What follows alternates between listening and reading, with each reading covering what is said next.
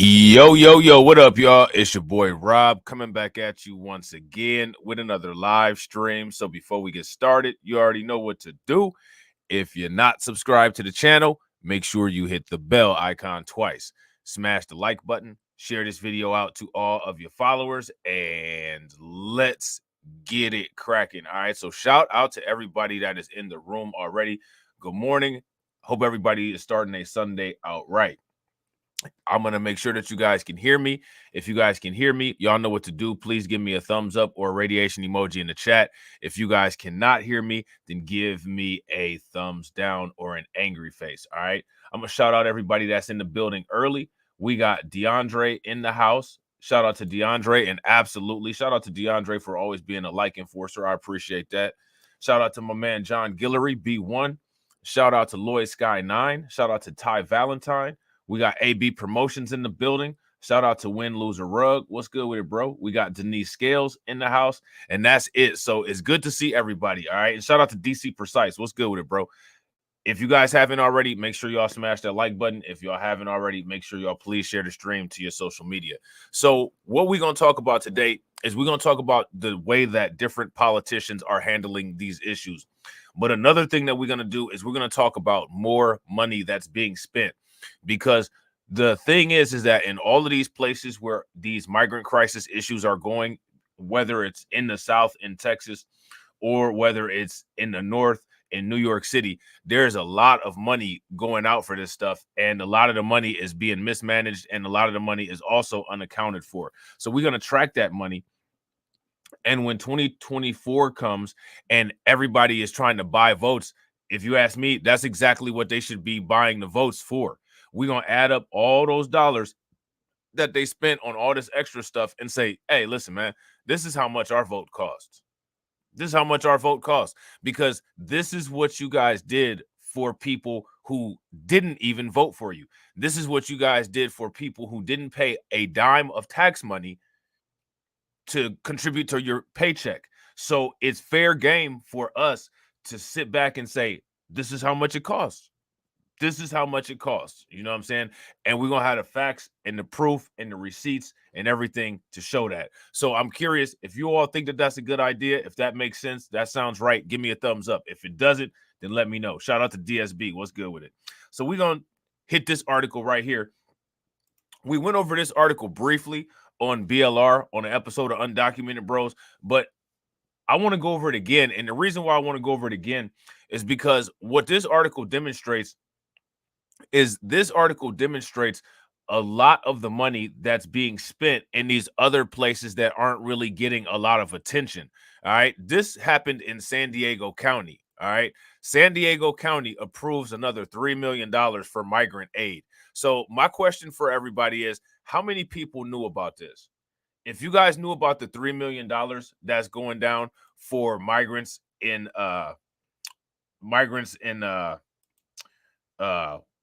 San Diego County, give me a thumbs up. If you guys were not aware of this $3 million being shelled out for migrants in San Diego County, then give me a thumbs down. All right. So what it says here is the San Diego County Board of Supervisors has now set aside $6 million to help migrants being released into San Diego, because San Diego is another place where migrants are being released at. And they say that it's not enough. I want to make sure that this is clear, said Board Chair Nora Vargas. The county can't sustain this. So again, we got this same theme popping off. The county cannot sustain this. Literally anywhere where you see this crisis affecting it, the people attempting to mitigate the crisis are going to say the same thing, because this is a math problem, and math is a universal language. Remember, we have an infinite problem with finite resources and solutions. What that means is that is not sustainable, because the finite part of that equation is going to eventually run down to zero. And the infinite part of the solution, which requires a 1-to-1 ratio of being able to deal with it, is going to continue to persist on. And without matching resources to match the amount of problems that occur, it's not going to be able to be sustained. And what's going to happen is you're going to have accumulation of problems piling up, which is what you see. And that's one of the reasons why these places are scrambling for all this money. So now here it says the board voted Tuesday to allocate $3 million to its migrant welcome center. This is on top of another $3 million the board spent in October. That money comes from the federal government's C-19 era American Rescue Plan. Now remember, this plan is called the American Rescue Plan, and it's actually rescuing people who aren't American. What's the irony in that? This plan right here is called the American Rescue Plan, and it's going to rescue people who are not American. I bet you that's a twist, a plot twist that the taxpayers didn't see. They didn't see that coming. So now here it says Tuesday's 4-1 vote came after 90 minutes of tense public debate. Some speakers didn't want public funds to go towards non-citizens. Many argued that the federal government, not county taxpayers, ought to fund humanitarian programs. Now, I agree with both of these.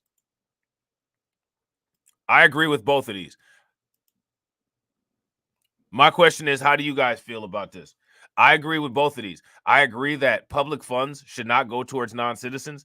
And I also feel that the federal government, not county taxpayers, should fund humanitarian programs if they make the decision to fund the humanitarian programs. That's up to them to make that decision. If they have priorities here in the United States, which we all know that they do, then those priorities here in the United States should get serviced first. Those should get serviced first. So now it says migrant drop-offs. Customs and Border Protection has released more than 42,000 migrants into San Diego County since September. So that's just in this year. That's from September to December. So that's September, October, November, December. So in 4 months, CBP has dropped off 42,000 migrants into San Diego. That's not even really being talked about in the mainstream media. Most migrants only stay in San Diego for a day or two, enough time to secure travel arrangements to their final destination to other part of the country. Now, let's just analyze this right here real quick, all right? So you're in San Diego, right? San Diego is warm. San Diego has palm trees, right? You can, for the most part, live in San Diego during the wintertime and not really, experience a lot of issues as far as, weather being cold, right? These people move from California to New York, Denver, and Chicago, where it's freezing cold in the winter. If you ask me, that shouldn't even be allowed. They need to come up with some type of sensible logistics if they're actually going to handle this crisis and say, okay, during these months, if you're out here on the West Coast where the temperatures permit, you're not allowed to move to the interior of the country until the weather becomes favorable. And when you move and the weather is favorable, you already have to have pre-arranged arrangements in those areas that you move to. You can't just move to those areas and then just go and be released into the street. And remember, that's only an alternative if they plan on sustaining this migrant crisis. If they don't plan on sending people back or putting them through some type of deportation proceedings. What I find interesting is that they'll build jails to hold citizens, but they won't build jails to hold criminal violators of immigration policy. What do you guys think about that? Another thing that I think is interesting is that when it comes to this quote unquote migrant crisis, one of the things that you have is you have massive amounts of people literally violating the law, as well as literally resisting arrest, not complying with what law enforcement says. When it comes to the Border Patrol, you have a branch of law enforcement that is literally willing to be extra nice to let people get away with breaking the law, whereas you have people in law enforcement who deal with civilians, primarily black people, who are extra aggressive at trying to delete people to make sure that they don't have their due process. So what we have in the United States is a situation where the law enforcement, Border Patrol, is making it where people who break the law can bypass due process and be able to just be in the United States for free. Then you have local and county police officers, highway patrol, U.S. Marshals that are extra aggressive towards black citizens to make sure that they don't get their due process. If you guys have noticed that, then give me a thumbs up. If you have not noticed that, then give me a thumbs down. And now the thing is that, oh, we're just not supposed to talk about it because it's an issue that involves race. No, we're going to talk about it because it's an issue that involves race. If there's not if this is the kind of society that everybody tries to sell the society as, then we wouldn't have these kind of issues to talk about. And what I'm saying would be completely unfounded and not true. But the problem is that we found it and it is true. That's the problem. And as long as we found it and it is true, it doesn't matter what people say. Until it's eradicated, we're going to continue to talk about it and we're going to continue to fight it. Period. You know what I'm saying? So now here it says originally CBP agents would drop migrants at a bus and trolley stop throughout the region. Nonprofits set up makeshift welcome centers nearby. In response to these drop-offs, county supervisors set aside $3 million to open a migrant welcome center in a centralized location.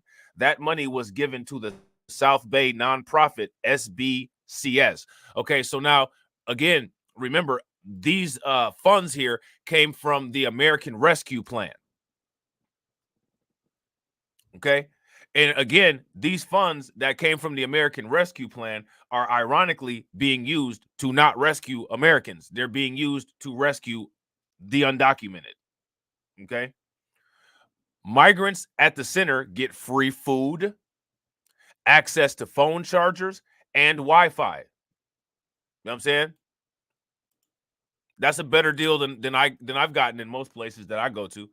I get the phone charger sometimes. We don't even get a charger, matter of fact. We just get a plug. We got to bring our own charger.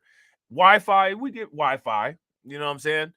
It's not too many places where you're going to walk up in there and get free food, though. And in a lot of these places, they want to make sure that it's culturally appropriate food. So they got the culturally appropriate food for the migrants. You know what I'm saying? People in particularly vulnerable situations also receive temporary shelter and money for onward travel. However, most have the resources to pay for their own travel. I think that that's important. How many people were aware that most of these people have the resources to pay for their own travel? My thing is, if they have the resources to pay for their own travel, they should be paying for every damn thing. You need to be paying for a hotel. You need to be paying for your food. If you want to be a citizen, you need to be getting treated like a citizen because we got to pay for everything, including y'all.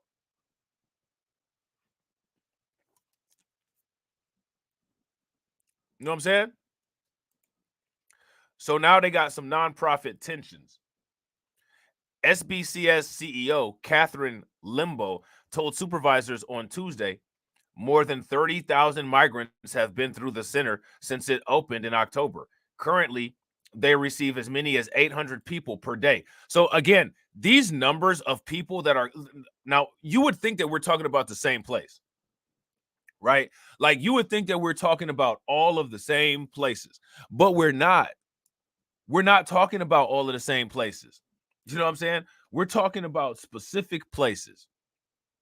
Each of these specific places that we're talking about has this huge influx of people there. And this in each of these specific places is spending all of this money. And it doesn't look like it's going to stop anytime soon. And they're asking the federal government for more money.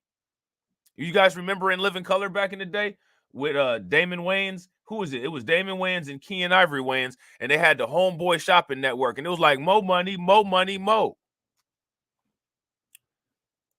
Hey, yo, bruh, what up, bruh? Hey, yo, bruh, what up, bruh? You got migrants coming over the border? That's right, bruh. I see them coming. Guess what? We got the cell phones, more money. We got the shelter, more money. We got the plane tickets, more money, more money, more. All you got to do is just call the Homeboy Shopping Network. Y'all remember that? All you got to do is call the Homeland Shopping Network, and they got you. All in all, I'm proud of the work SBCS and our many partners on site, she said.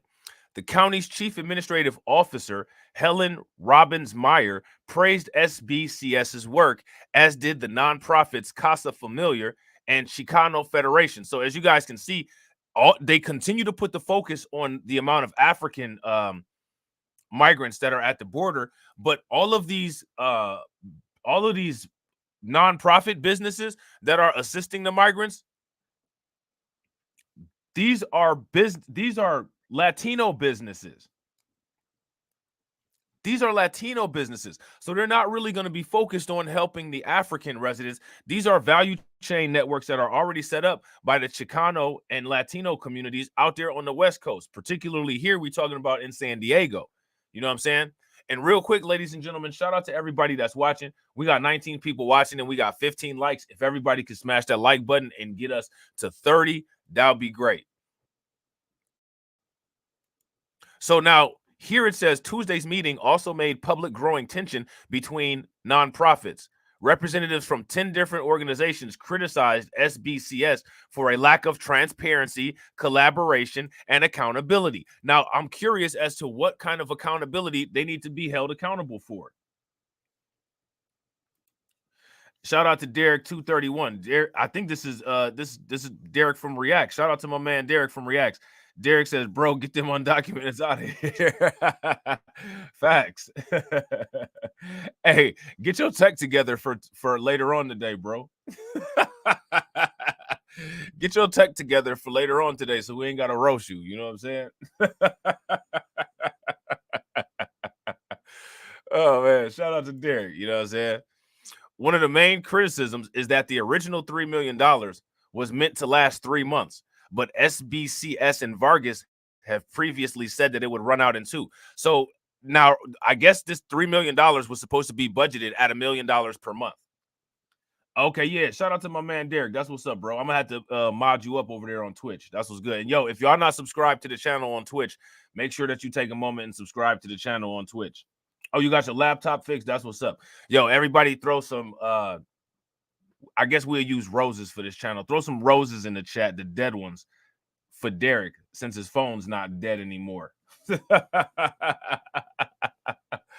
Yeah, that's what's up, bro. Yeah, we're gonna have fun today. We're gonna have a good show later on. I can't wait.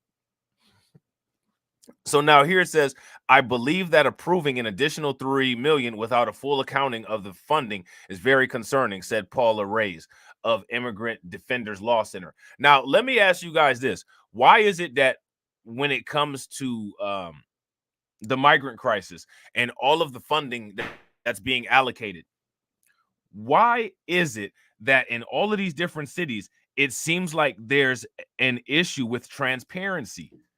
In New York City, you got Brandon John, or in New York City, you got Mayor Eric Adams. They're trying to say that he's being shady and that he's had some shady contracts when it comes to the migrant dealings with the shelters and different things like that. Brandon Johnson, all of the people and all of the aldermen out there are complaining about him being transparent because he's not. Here in San Diego, clearly they've had issues as well. Why is it that these reoccurring issues keep happening? Make that make sense. So now here it says the nonprofits Al Otro, Lado, PANA, Survivors, a Community of Healing, Detention Resistance, and American Friends Service Committee echoed these concerns. Before the meeting, the organization submitted a letter to supervisors asking the board to require SBCS to provide a full and accurate accounting of all expenditures. So now I want to know from you guys, why is it that none of these companies who are involved in the migrant situation, they're all having these issues with transparency? They're all having these issues with transparency, and they're not providing accurate information back to the people who they're supposed to be reporting to. And it's a problem that's going on statewide. Now, here's another question that I have for you guys. What it seems like is that when it comes to these particular kinds of situations, it seems like every time there's a crisis and the government is putting out massive amounts of money, just like during C-19, all these scams and all of this shadiness occur. And the same people get the money and the same people get to control the money. If you guys notice that, give me a thumbs up. If you guys don't notice that, then give me a thumbs down. And yeah, shout out to Ricky Jones. Ricky Jones says, read somewhere they plan to turn the West and the Midwest brown. Yeah, I'm not surprised. I'm not surprised. So now, one thing that people need to be doing, if you ask me, is paying close attention to this stuff and blocking some of this stuff out. You know what I'm saying? Yeah, and I got to agree with DC Precise. This is what they call if I'm not mistaken, they call this financial diversion. Financial diversion. Okay? So now again, they got a whole section here about transparency concerns. They got a whole section about transparency concerns. Mixed messages from county officials are contributing to confusion over how public funds are being spent. So now let me ask you guys this, right? Where else have you heard complaints like this at? Where else have you guys heard complaints like this at? During a November 10th site visit to the Welcome Center, Vargas was asked if the county could provide a breakdown of the costs so far. We can do that, she said. Happy to do that. When KPBS followed up, a spokesperson said the records are unavailable because financials on the agreement are not due to the county until after the funds are expended, that is a bizarre policy. We're not required to report about the funds until we spend them. Have you ever heard anything like that? That kind of defeats the purpose. In most cases, you need to get approval. Not only when you get the money, first you got to get an approval to get the money. Then you got to get approval to spend the money. I've never heard anything like this. You spend the money first and then you tell what you spend the money on? Really?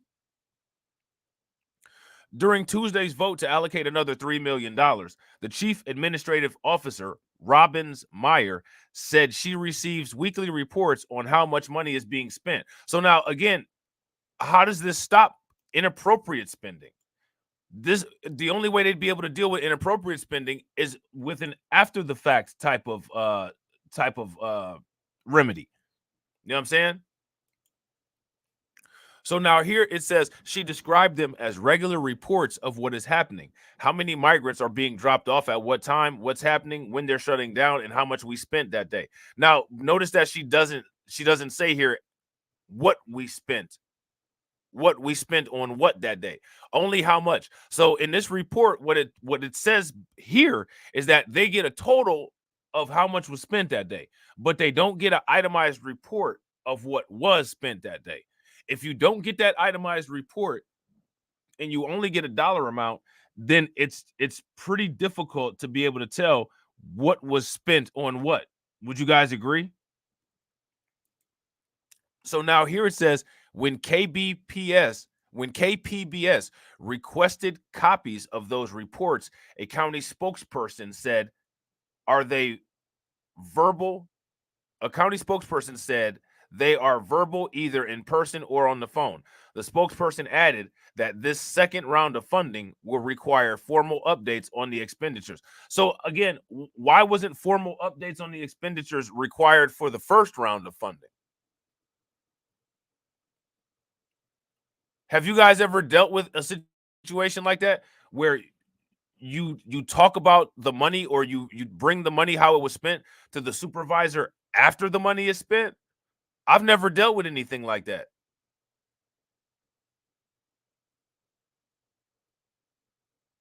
I've never dealt with anything like that. So next, what we're going to do is we're going to check out this article from the Daily Mail. And I hope this article from the Daily Mail doesn't crash my computer.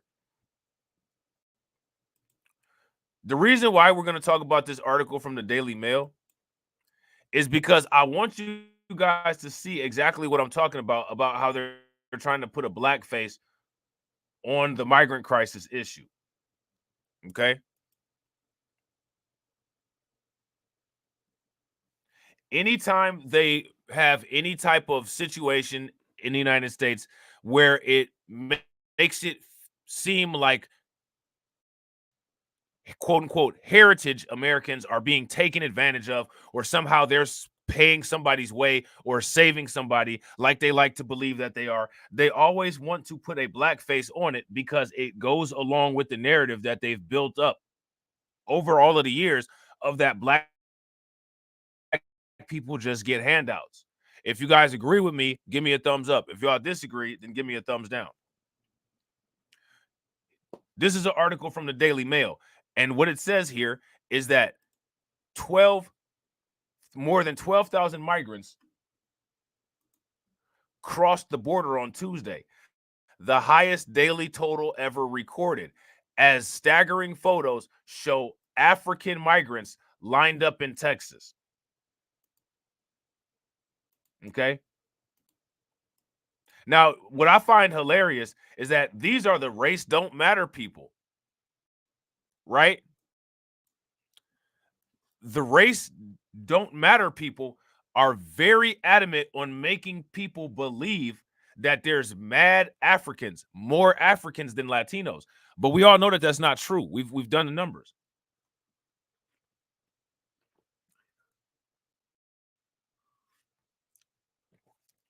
So now here's my question. What is America's special interest in quote unquote African migrants being lined up in Texas? That's my question.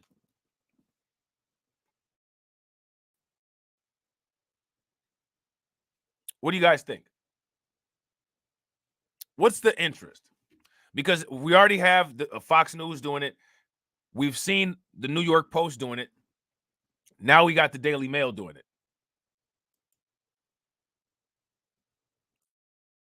A surge in migrants at the southern border meant on Tuesday that the single highest number of encounters with authorities took place.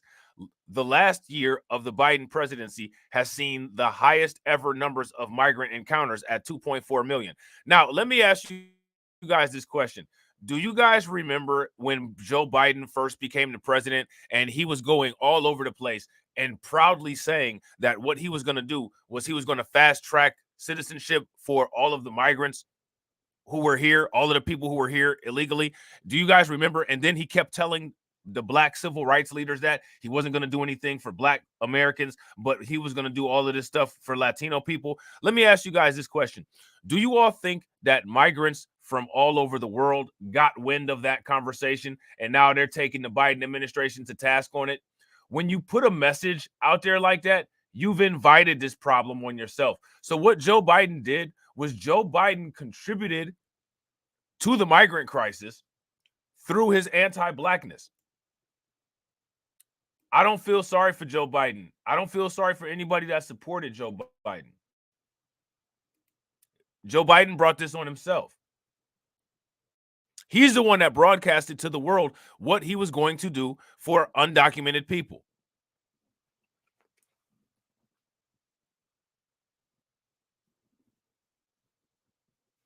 How many people remember that? Joe Biden had all that rhetoric. We're the country of immigrants. We're going to do everything we can to fast track these people. Well,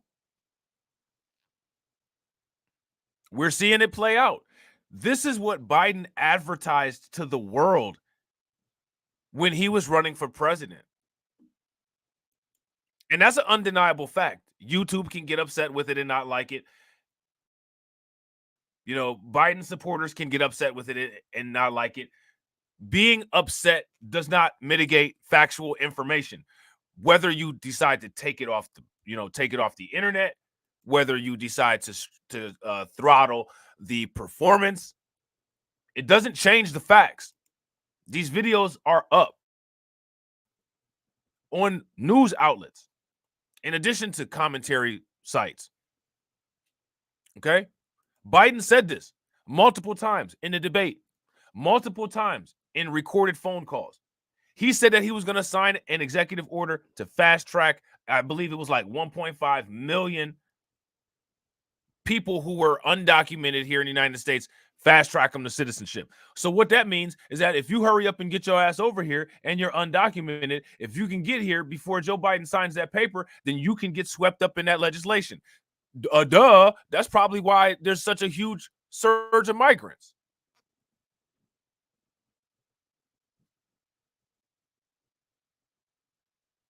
That is probably one of the contributing factors to why there are so many migrants here. Because Joe Biden basically invited them every time he opened up his mouth. If you guys agree, give me a thumbs up. If y'all disagree, then give me a thumbs down. So now here it says migrant encounters at the open southern border hit their highest single day total on Tuesday, as an astounding 12,000 people flooded across the border into the United States. Fox News reported that Customs and Border Protection agents said that more than 10,000 of the encounters were Border Patrol agents coming into contact with illegal crossers at various ports of entry. On Wednesday morning, CBP had more than 22,000 migrants in custody, as several of the agency's sectors overflowed with people outpacing their capacities. Now, let me ask you guys this question. People outpacing their capacities. What does that sound like? Does that not sound a lot like finite resources? Infinite problems.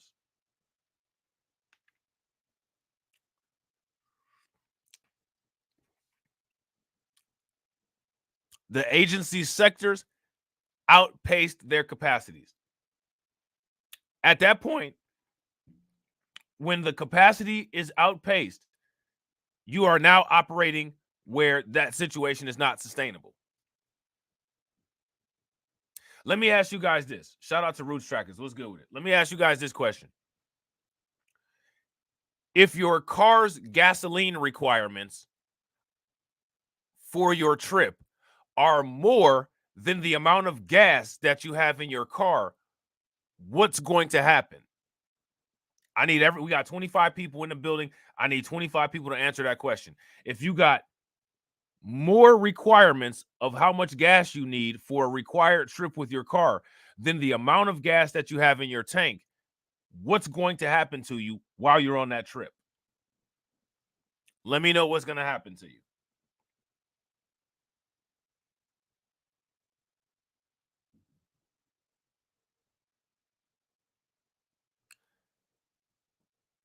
Once you guys figure that out, you will see that that's exactly what is going on at the southern border. Facts. Thank you, and shout out to Denise Scales. You're going to run out of gas. Shout out to AB Promotions. If you guys agree with AB and Denise, then give me a thumbs up. If you guys disagree, then give me a thumbs down. Would you all say that based on all of the information that we've talked about, America is running out of gas for this situation? And that's what these politicians are telling the federal government, and the federal government's not responding. So now here it says the last year of the Biden presidency has seen the highest number of migrant encounters at 2.4 million. That 2.4 million is higher than the amount of undocumented people already in the United States that Joe Biden promised to write an executive order for to fast track citizenship to. So that number that was already here in the United States, it's now that number plus 2.4 million. September had the highest monthly rate of illegal crosser encounters at 260,000. In Arizona, in the CBP's Tucson sector, a surge in migrant encounters has included hundreds of adult male crossers from the Middle East, Asia, and Africa. So now here's the question. How are they getting into Mexico?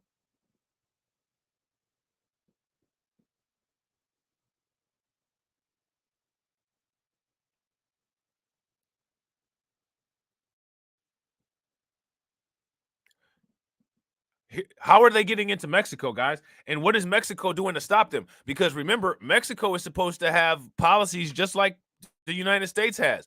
They got borders. Somebody's got to enforce their borders. What's going on there?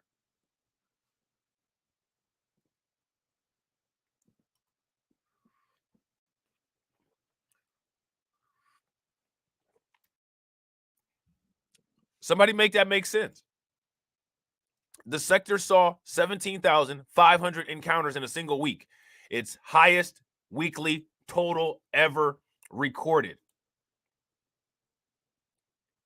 So these numbers and these weekly encounters and these amounts of migrants that are getting apprehended and being seen at the border, these numbers just keep getting larger and larger, and they're not going to get smaller anytime soon.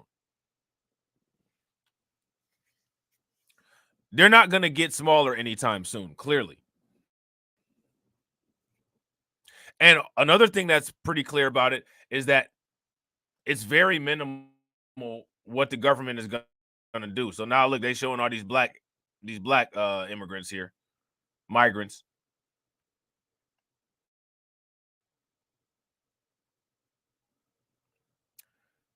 So now here's a video right here, and this video says border crossing overrun by single adult men. So let's check this out real quick. I think we've seen this, but it doesn't hurt to check it out again, especially in this context, because this is a lot of information and nobody's memorizing all of this. You know what I'm saying? So let's check this out and see what they're talking about. The CBP closed the Lukeville port of entry yesterday to redirect Border Patrol officers to processing migrants, but some say the decision is exacerbating the problem. Bill Malugin is live there in Lukeville, Arizona. Tell us more. Dana, good morning to you. Here in Lukeville, we are quite literally in the middle of nowhere. 2.5 hours to the closest major city. Thousands are crossing here illegally every day, and the situation is completely unsustainable. We'll step out, give you a look at the scene here. This is a massive... I want you guys to start counting how many times you hear the situation is anything that's I want you guys to count for me, okay? Starting now, we're going to start a count on this. Anytime you hear anything that sounds like finite resources, infinite problem, that saying is the equivalent to saying something is unsustainable. I want you guys to count all the times that you hear the word unsustainable, or anytime you hear a phrase that implies that this is unsustainable. Okay? You guys know that no symbol, like the no smoking symbol, anytime you hear unsustainable, I want you guys to put the no symbol in the comment section, okay? From here on out, on this channel, whatever channel we talking about this stuff, because when people go back and watch the stream with the live chat, they'll be able to see how long this has been being said and how many times that this was being said, because we're going to get to a point to where everything just implodes. And once we get to that point where everything just implodes, they're going to try to turn around and take the narrative and say, well, we didn't know, and we didn't know, and we didn't know. But you did know. You did know. You know what I'm saying? And shout out to Brooklyn Queen 125. What's good with it? Of hundreds upon hundreds of people who have crossed the border illegally and are camped out here at the border wall waiting to be apprehended by Border Patrol. You'll quickly notice these are all single adult men. There is not a single woman or child in this group you're looking at. And these guys are coming in from all over the world. Large amounts of African men from Senegal, from Guinea, from Mauritania, from Egypt, others from the Middle East, others from Asia. This is Border Patrol's Tucson, Arizona. Also, I want you guys to pay very, very close attention to how the Fox News anchor classified Egypt as Africa, as I mean, it should. It's on the African continent, but notice, you know, most people try to take Egypt away from Africa, including the current day Egyptians who are there. But I just want y'all to make sure that y'all heard and acknowledged that that wasn't a typo and that wasn't an error. Sector, which just had 17,500 illegal crossings last week alone. That is the highest weekly total ever recorded. We talked to one for this sector. We talked to one man from Mauritania who told us he paid smugglers $10,000. Paying smugglers $10,000. Why don't they trace any of this money that these people have, as far as like to make sure that the money's not being laundered or the money's not being involved with criminal enterprise or anything like that? Why is that? Because you can trace that money. So my question is, why is that money not being traced? And also, if you got $10,000 like that,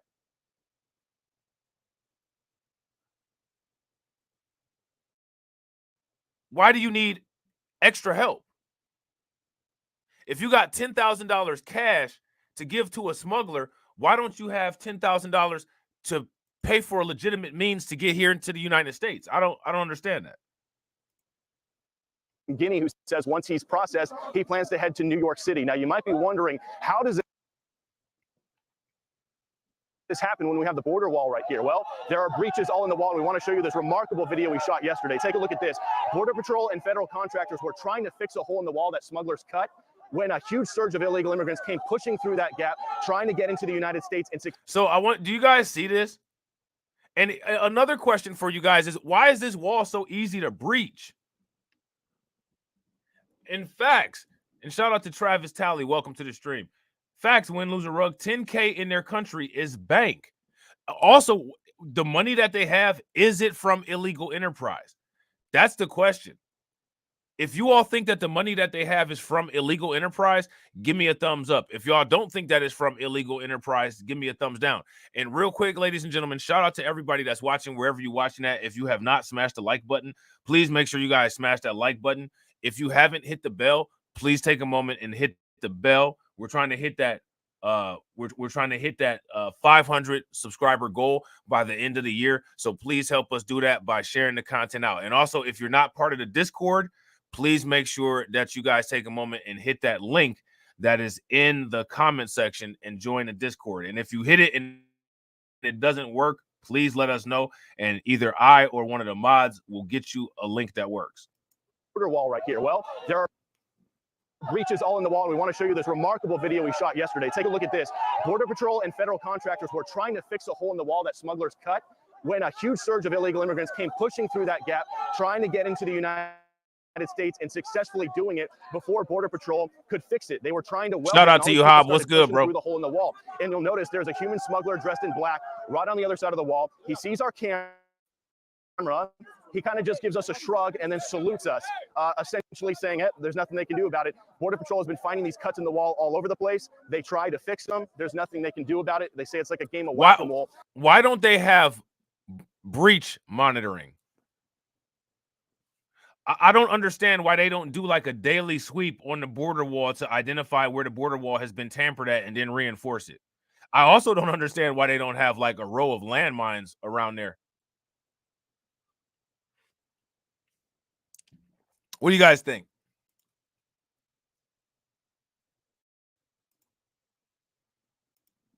Take a listen to what the Border Patrol Union had to say out here. This is what has been caused by an open invitation by the administration that said, hey, come on, ask for asylum and you'll get released. It takes a toll on operations. It takes a toll on the men and women that are out there putting their lives on the line each and every day.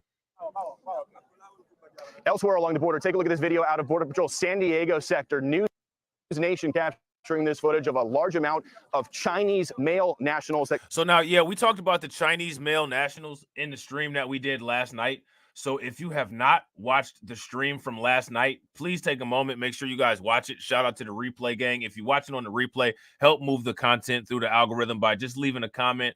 And you can find out more about these Chinese nationals at the border by watching the stream that we did last night. Crossed illegally near the Jacumba Hot Springs area. So this is happening all along our southern border, guys. The entire world is showing up here at our doorstep. They're crossing illegally, and they are expecting to get released here into the United States. It's happening here in Lukeville. It's happening in Eagle Pass. It's happening in San Diego. Dana, you mentioned off the top, the port of entry here in Lukeville is completely closed down. That is because CBP is surging officers here to try to help Border Patrol deal with apprehending all these folks. On top of that, all of the Border Patrol checkpoints in the Tucson sector and the local highways have also been closed down. Those checkpoints are invaluable for trying to be a second line of defense in stopping both human smugglers and fentanyl smugglers. So it's all hands on deck out here, guys, and you can see the situation completely unsustainable. About 2,000 to 3,000 crossing. There we go. Unsustainable. Unsustainable. Spam that chat. Unsustainable. There he goes. There he goes. And fentanyl smugglers. So it's all hands on deck out here, guys, and you can see the situation completely unsustainable. There it is.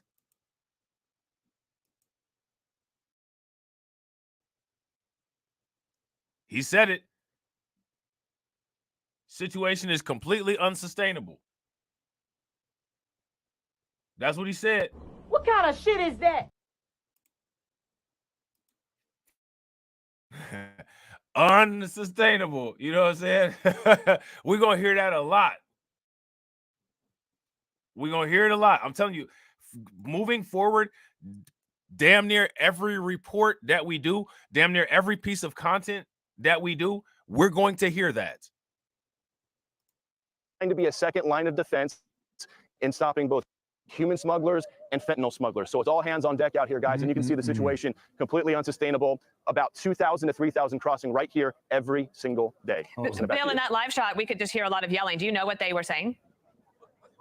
What they're doing is they get mad if anybody tries to cut the line here. So new people. So yeah, we're gonna actually we're gonna talk about that, quote unquote, them getting upset if anybody, quote unquote, tries to cut the line, which I find fascinating, right? Because they're actually cutting the line of American people, right? They're cutting American people in line, but they're upset if anybody cuts them in line. Cross illegally, and they don't think they have to wait in line, so they'll try to walk up to the front, and then you'll hear the guys hooting and hollering and whistling at them, trying to get Border Patrol's attention to say, hey, you better get to the back of the line. Some of us have been waiting here a long time. But the bottom line, guys, all these folks, they expect to be processed and released into the United States. And again, we talked to one guy who said he plans to head to New York City, others heading to different cities, but they're not showing up here and turning themselves into Border Patrol because they think they're going to get deported. They expect they're going to be released into the United States, and they're willing to camp out here and wait for it. Yeah, hang with us, Bill. I mean, we give so much attention, rightfully so, for the war in the Middle East that we've gotten away a little bit from the story. But Bill, if you went by road from where you are, it would take you 152 miles to get to Tucson. It'd take you 195 miles to get to Yuma. I mean, so when you describe you're in the middle of nowhere, you're exactly right about that. Yeah, it's a huge problem for Border Patrol with transportation too. I mean, there's not even a McDonald's anywhere out here, guys. The only food we can get is at a gas station. And you can see off in the distance, Border Patrol is trying to process these people out. Brian, if we can pan to the left real quick, you can see they're trying to process these folks out as fast as they can, but they're not getting anywhere because there's a constant flow of people coming across. So they'll send people out on buses, and they've got so far to go. You know, they're really not making a dent in the population right here camping out. There's campfires set all over the place. There's trash all over the place. The smell of human feces is in the air. I really haven't seen a situation like this since. Hey, like that lawyer from Chicago said, it's in the air. A couple of years ago when we had those 20,000 Haitians under the bridge in Del Rio, but Border Patrol completely overwhelmed out here, guys, and their morale is rock bottom having to deal with this. So I didn't know that there was 20,000 Haitians out there. What do you say? Like this since a couple of years ago when we had those 20,000 Haitians under the bridge in Del Rio. But now they had 20,000 Haitians under the bridge in Del Rio, and they was able to get rid of that. They was able to handle that problem then. Now, if they had hopped on it and stayed on it, they probably would have been able to deal with it. They probably would have been able to deal with it, but they only hopped on the Haitian problem and let the other problem slide. And now you see what we got. So now here it says in Lukeville, Arizona, adult migrants are currently awaiting processing, which clearly, I mean, it's not really processing. What it is just basically, you know, they're getting shuffled right through the line. Fox reports that many of the migrants hope to go to cities like New York, where they believe opportunities will be available for them. Opportunities to freeze to death will be available for you because it's getting close to wintertime. And I don't know what kind of geography lessons these people have had, but it's cold as hell in New York during the winter.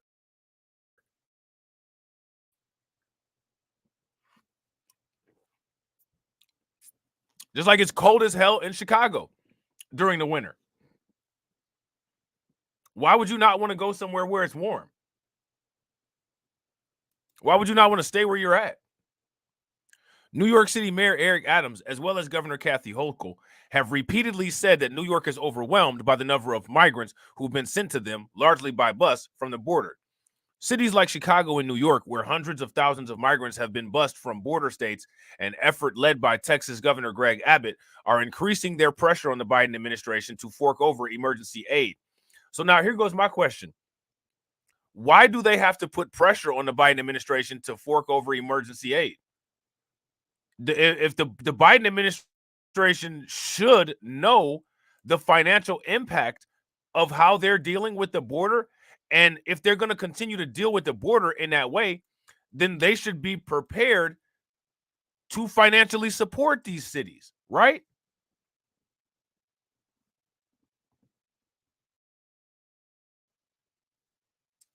Shout out to AB. AB said it's brick outside is the colloquial term.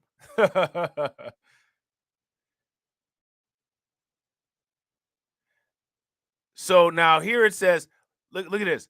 Several Democratic mayors are now asking for $5 billion in aid, a significantly higher number than the $1.5 billion the White House requested from Congress. They're asking for $5 billion from the Biden administration.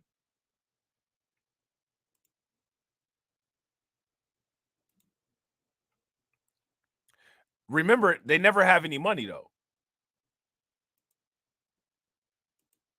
Let me ask you guys a question. When you want to get money from somebody, when you want to borrow some money from somebody, do you go and try to borrow that money from somebody that you know doesn't have it? Or do you go and ask for the money from somebody that you know does have it? And shout out to Shamika Gray. What's good with it, Shamika? And real quick, shout out to everybody that's watching. We got 27 people watching. And if everybody could take a moment and just smash that like button if you haven't yet. If you haven't subscribed to the channel yet, hit the bell. If you haven't shared the stream yet, share the stream. Capitol Hill lawmakers are currently fighting out details of what should be included in any funding package. Republicans are advocating for restrictions to be placed on the asylum and parole systems that have allowed so many migrants to cross the border with seemingly no consequences. Democrats have said there are certain GOP conditions they will only agree to if they are accompanied by guaranteed amnesty for some number of the illegal migrants already in the country. On Wednesday, DHS Secretary Alejandro Mayorkas told CNN that the Biden administration was open to some of the GOP's proposals. He said, we've been presented proposals that address the situation, that provide real practical solutions, and also do not violence our fundamental values. We are a country of refugees. No, we're not. How are we a country of refugees? How the hell are we a country of refugees? We are not a country of refugees.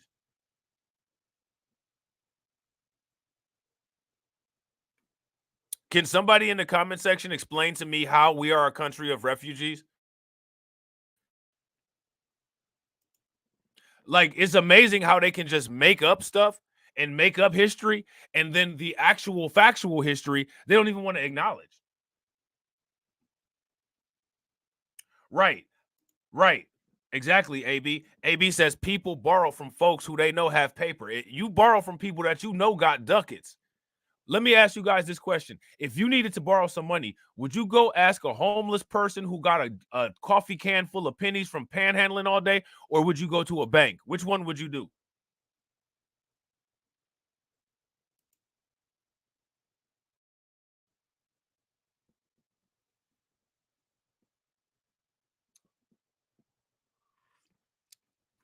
I think it's very weird that somebody decided to make a tardigrade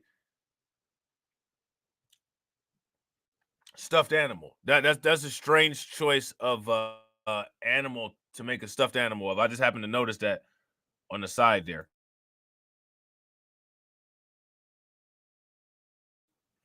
That wouldn't have been my choice. You know what I'm saying? But whatever. He continued, we do have asylum laws. We do have refugee laws. We also got laws that govern how you're allowed to come into the country, dude. We abide by our international obligations that are longstanding. No, you don't. What international obligations does the United States abide by other than imperialism? Seriously, I want to know. Somebody tell me what obligation that what international obligation does the United States abide by?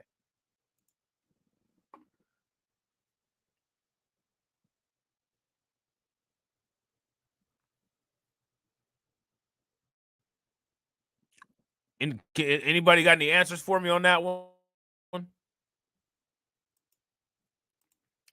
And so that is my response to that.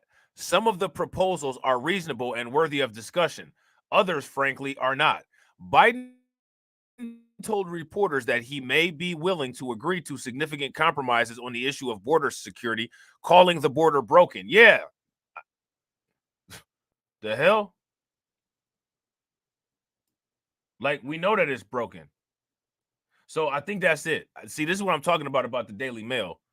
You know what I'm saying? The Daily Mail, this site, real difficult to use. You know what I'm saying? They got too many scripts running on here. I don't understand why they do it like that. So I want you guys to take a look at this headline here. Okay?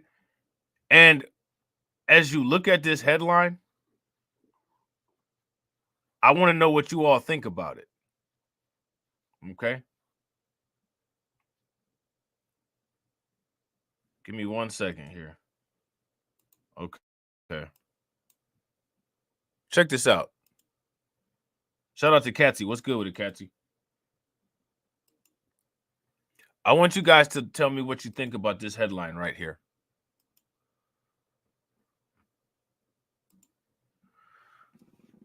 Migrants in Chicago attack Biden for ignoring them. We need job permits too. These people feel like they're being ignored. Now, let me ask you a question. This is a dumb question, but I like to ask dumb questions. You guys know this.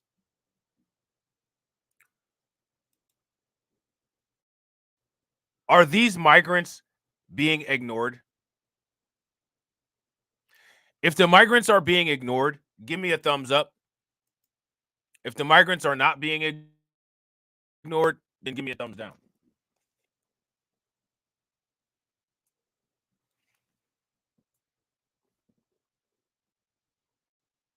You see that headline? Migrants in Chicago attack Biden for ignoring them. We need job permits too. No, you need to go back home. And you need to try again. Like, you need to come through here legally. Them coming illegally is one of the things that's causing the issues. The self-centeredness of coming illegally. Like, if you're coming here for a job, you can apply online. You know what I'm saying? I'm not trying to be funny, but like, you can apply online. Like, this is ridiculous.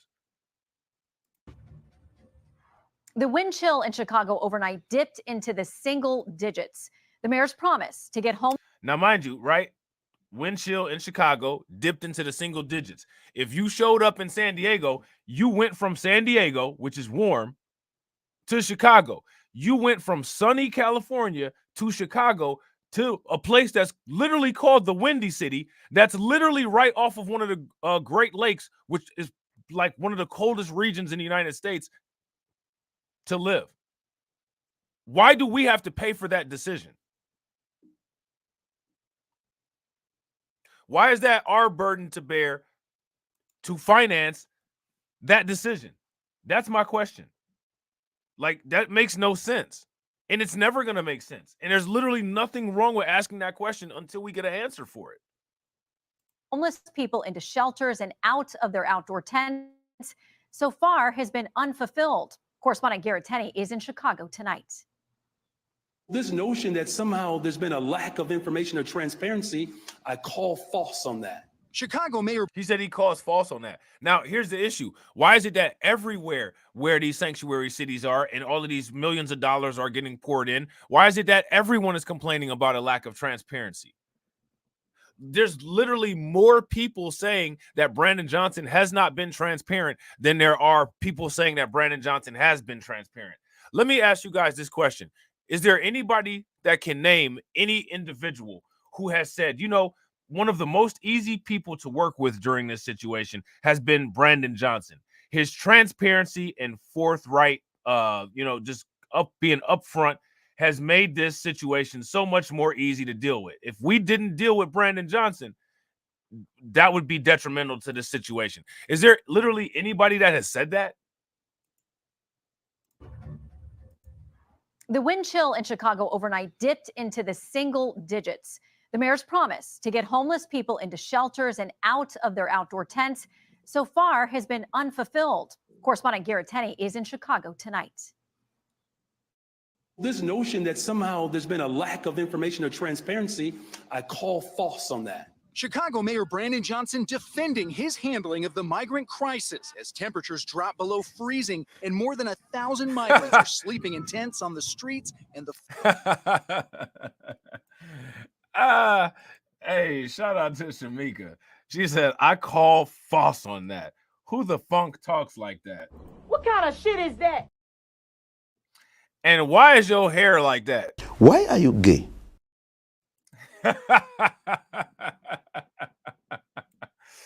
Oh, man, it doesn't make any sense. Floors of police stations.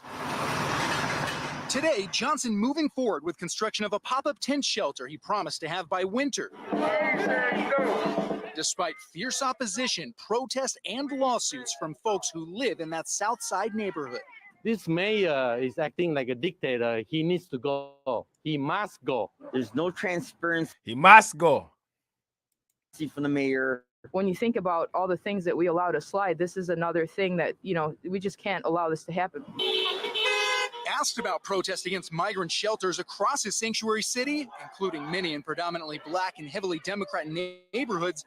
Predominantly black and heavily Democrat neighborhoods. So what I want you guys to pay very close attention to is that Fox, and this is one of the reasons why I tell black people, you know what I'm saying? Like, I'm not telling you what to do, but you cannot, like, there is no requiem in this political system for us, because you guys saw the TikTok video where the community leader, that woman from a Munson Park on the south side of Chicago, she literally said, we're down to entertain Republicans. The white Republicans will continue to ignore that and continue to call black people Democrats. You cannot rationalize with these people. You cannot deal with these people. There's no reason to try to make anything make sense to these people. People need to just stand on their own square, and we got to start bullying people, period. These people do not want to work with us at all. People need to get that through their heads. You know what I'm saying? Shout out to AB Promotions. AB Promotions said, Rob, it's about to get crucial. People about to freeze to death in that weather. I guarantee you ain't none of the migrants that's in California or Arizona freezing to death. Them migrants in Arizona might freeze to death at night, though, in the desert. It's cold as hell. I don't know if anybody ever been to the Arizona desert at night, but it's extremely cold. And it's a different kind of cold too. It's a really uncomfortable kind of cold that just goes right through your layers of clothes. You know what I'm saying? It's like outer space cold in the desert at nighttime in Arizona. You know what I'm saying? But yeah, if you're in California, you're not gonna freeze to death. You know what I'm saying? So maybe it might be not a bad idea to stay your ass in California. Shout out to New York State of Mind. What's good with it, bro? That might not be a bad idea.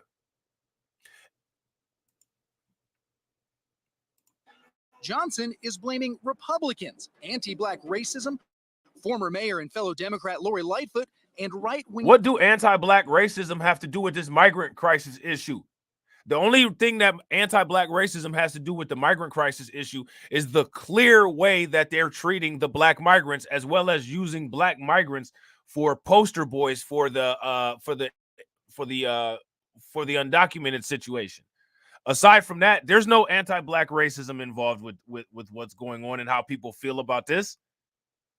It's anti-black racism to take resources from black residents who are United States citizens on the south side of Chicago and in New York. Brandon Johnson is babbling, and he's an NPC. They need to really get him out of there. And honestly, they need to get him out of there on the level where he's completely shunned in the community in Chicago. Like, literally, he shouldn't be able to go anywhere, and it's okay for him to show his face. And when I say that, I'm not putting a call out to violence for him, manual reviewers. I want to make sure that that's clear. What I'm saying is that literally nobody should interact him. He should be shunned. I want to make sure that people understand that. The word shunned doesn't mean attacked. It doesn't mean physically harmed. You shouldn't have to spell shit out like that. But because of news agencies like Fox, because of news agencies like NBC, you have to talk to people like they're idiots. You know what I'm saying? So since people want to conduct themselves like idiots and they want to be talked to like idiots, that's an invitation for you to get treated like an idiot. So when I'm directly addressing these people and politicians on the YouTube channel, or you know what I'm saying, or any type of venue that I'm at, understand you're going to be talked to like you're an idiot with a 25 IQ, because that is what you want. You're begging to be talked to like that. And guess what? I'm a giver. You know what I'm saying? I'm a giver. I can't help it. I'm a Scorpio. Blaming Republicans, anti-black racism, former mayor and fellow Democrat Lori Lightfoot, and right-wing extremists. We're not going to break away from our value system because right-wing extremism is sowing. Hey, that sign was hilarious. Did y'all see that? How many of y'all look, that one right there?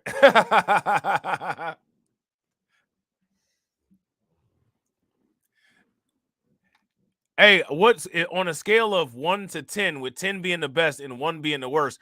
I want y'all to put in some numbers. What do y'all rate that sign right there? What's y'all rating of that sign? System, because right-wing extremism is sowing seeds of discord in this city. With winter moving in, a group of local churches is stepping up where the city has failed and getting migrants off the streets into temporary housing with food, clothes, and social services. And we get the urgency because it is cold. Chicago's cold. So it's important for us to... I'm not trying to be funny, man, but they putting good products. They putting good products in them boxes. You see, they had all them stacks of Sensodyne toothpaste. Go look up how much a tube of Sensodyne toothpaste costs. Sensodyne toothpaste costs more than Crest and Colgate. Who the hell needs Sensodyne that's coming from the border? That one dude with the grill that was at the border that had the gold teeth. Who needs Sensodyne?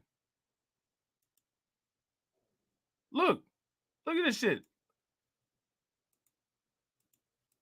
Look. Social services. Sensodyne. Go damn near $10. Right. Who needs Sensodyne? You better put some baking soda on that shit. Put some baking soda, some Arm & Hammer on a toothbrush, or get you some hydrogen peroxide and rinse your mouth out with it. What kind of shit is that?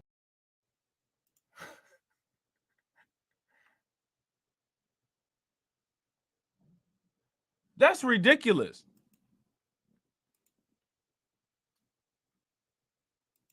Am I lying? Go get look, you can get a big ass thing of hydrogen peroxide for like 50 cents. Rinse your mouth out with hydrogen peroxide. You can get a big yellow box of Arm & Hammer baking soda, you know what I'm saying, for like $7. Stick your toothbrush in that baking soda and brush your teeth with that and go night-night. What do you need Sensodyne for? And we get the urgency because it is cold. Chicago's cold. So it's important for us to sound the alarm, wave the flag, and say, listen, we got to jump in. Wait, look, bro. Hold on real quick. How many people in here ever used baking soda to brush their teeth? Man, my mom showed me that was essential. Because see, that was back in the, like when I was growing up, that was back in the days when the parents supported each other. And she would yell at me and my brother and be like, y'all better get yourselves in bed so your father don't wake up. Because if he don't have a job, you ain't going to have no house. And then you're going to have to do stuff like this. Use baking soda to brush your teeth. Here goes some baking soda. Now brush your teeth with this baking soda. You like how that tastes?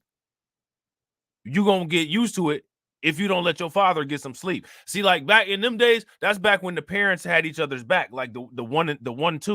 You know what I'm saying? Like, you know, your father need to go to sleep so he can wake up in the morning and go to work, and your mom is enforcing that. And then she enforced it with the, if you don't do this, this is how life gonna be. I don't want to brush my teeth with no damn baking soda. That's disgusting. But guess what? It works. It works so well that now you got to pay extra for some Colgate or some Crest with baking soda in it.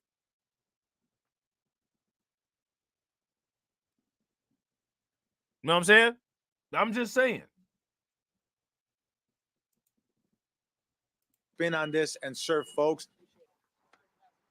The mayor's office says the soonest its tent shelter will be ready is mid-December. And with limited capacity at churches, that means the city will still be scrambling to find a place for hundreds of migrants left out in the cold, waiting. They're not left out in the cold, though. A lot of them people came up here from, like, listen, man, you're coming up from Texas. You're coming from San Diego. You're coming from California. You're coming from somewhere where you could actually survive outside to go somewhere where it's like Arctic freezing cold. You're going to Chicago and New York. Both of these places border Canada, man. It's cold up there.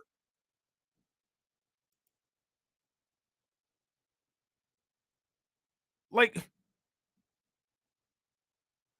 they're not even discussing like how a lot of these decisions, they just don't even make any sense.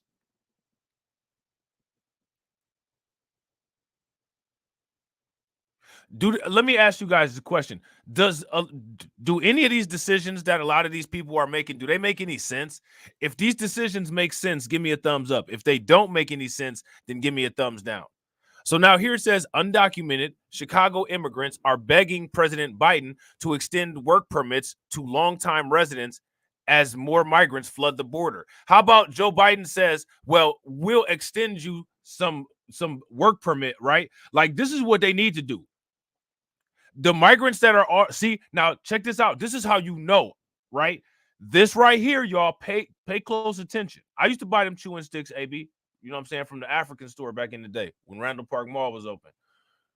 But they said, I want y'all to pay close attention.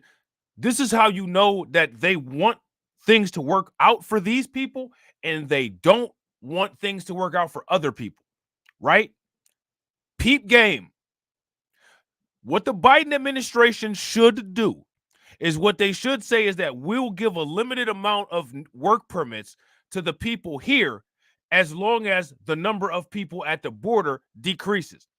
If the amount that the border increases, we're going to start taking away resources from the people who are already here. So make a choice. What you want to do? Y'all keep coming to the border. The amount of people that comes to the border, the people that's already here that's getting resources, that's getting cut off by the same amount of people that's coming up. So if we got 50,000 people on the border tomorrow, 50,000 people losing benefits tomorrow. But see, they don't do that. Because what that would do is that would pit the people who are here, the migrants who are here, that would pit them against the ones who are coming in illegally.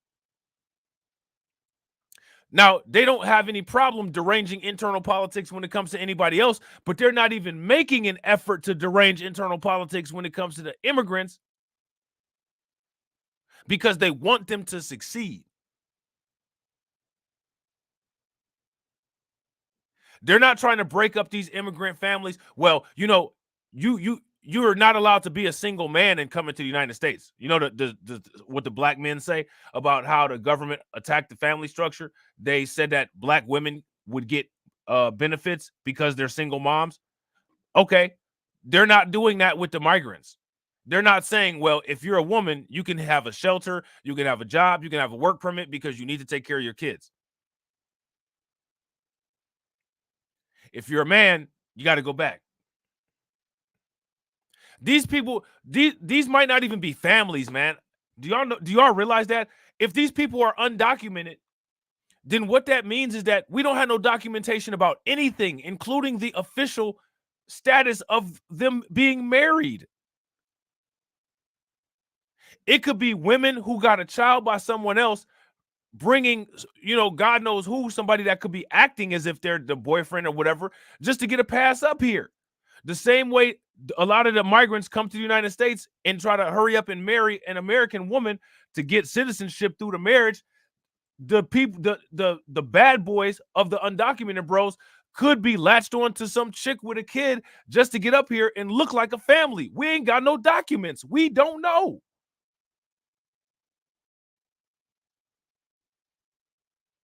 You know what I'm saying?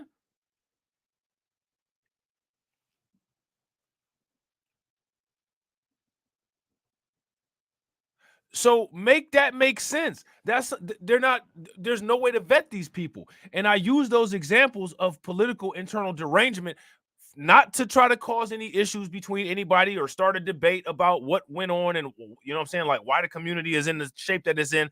I brought those points up to show that could be something that could be used as a deterrent against the migrants, and it's not. That's the only thing that we need to be thinking about in terms of that. That's a tactic that's in the arsenal that could be used. It's out there, and what you see is that it's not being used. It's not being used. And the reason why it's not being used is because they want these people to succeed. So now here it says in September, the Biden administration announced deportation protections and work permits. So if they announce deportation protections, what does that mean? What that means is that the Biden administration is actively stopping. They're actively trying to not deport people, which means that they're actively not trying to enforce any of the laws around coming to the country legally. Would you guys agree?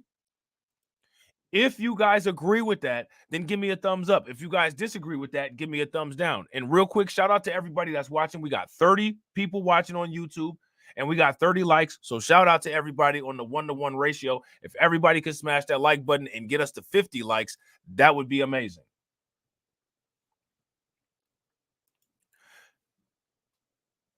So again, it says in September, the Biden administration announced deportation protections and work permits to hundreds of thousands of Venezuelans who are currently entering the country. This followed multiple cities such as Chicago and New York City struggling to handle an influx of migrants. While some celebrated the decision, some migrants who have spent decades in the country are hoping the generosity will continue. Please don't forget about us. We need job permits too. 52-year-old Juana Araguin told the Chicago Tribune. So we should take a look at this Chicago Tribune article. This article, this is interesting. This article here, it came out on the 3rd, okay? And of course, it's behind the paywall. So I'm gonna have to get that together real quick, and then we'll check out this article. And it ain't gonna be today, so it'll probably be like tomorrow or something. You know what I'm saying? I don't be doing that, paying for stuff while I'm live, just in case. You know what I'm saying? I don't need no information leaks getting out there. You know what I'm saying? I already got enough information out there. Don't need my social security number and credit card and all that out there. You know what I'm saying? So now here it says DHS offers work permits, deportation protection to over 470,000 Venezuelans amid new border surge. Amid new border surge. This article was put out 6 days ago. So what it seems like is that damn near every day there's a new border surge. Damn near every single day there's a new border surge. At least 20,000 migrants have poured into Chicago since August of 2022, with growing concerns over housing them during the winter. As for undocumented immigrants who have previously lived in the city, they are calling for equal treatment. So now you got like a little civil war going on between the undocumented.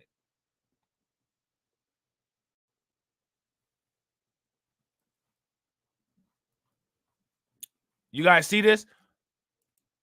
Now there's a war going on between the undocumented. DACA recipient Indrina or Erendina Rendon insisted we deserve a job permit. It's only fair. No, it's not fair. Why do you deserve a job permit? It's not even fair that you're here. How is it fair? What would actually be fair is if your parents were in jail and you were in an orphanage. That's what would be fair. And the reason why that would be fair would be because they broke the law and had been prosecuted. And that's what happens when people break the law and get prosecuted.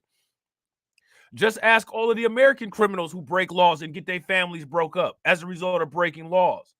What are you talking about? That's not fair. The only people that's not fair to is it's not fair to the American people that these people are being allowed to break laws. If you guys agree with that, give me a thumbs up. If you guys disagree with that, then give me a thumbs down. Am I wrong?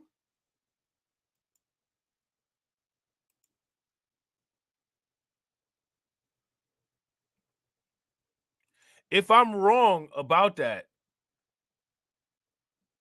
please give me a thumbs up. Or, I'm sorry, if I'm wrong about that, then please give me a thumbs down or an angry face. I don't think that I'm wrong about that, though. People know when they're breaking the law versus when they're not. We're not dealing with people that don't know this stuff.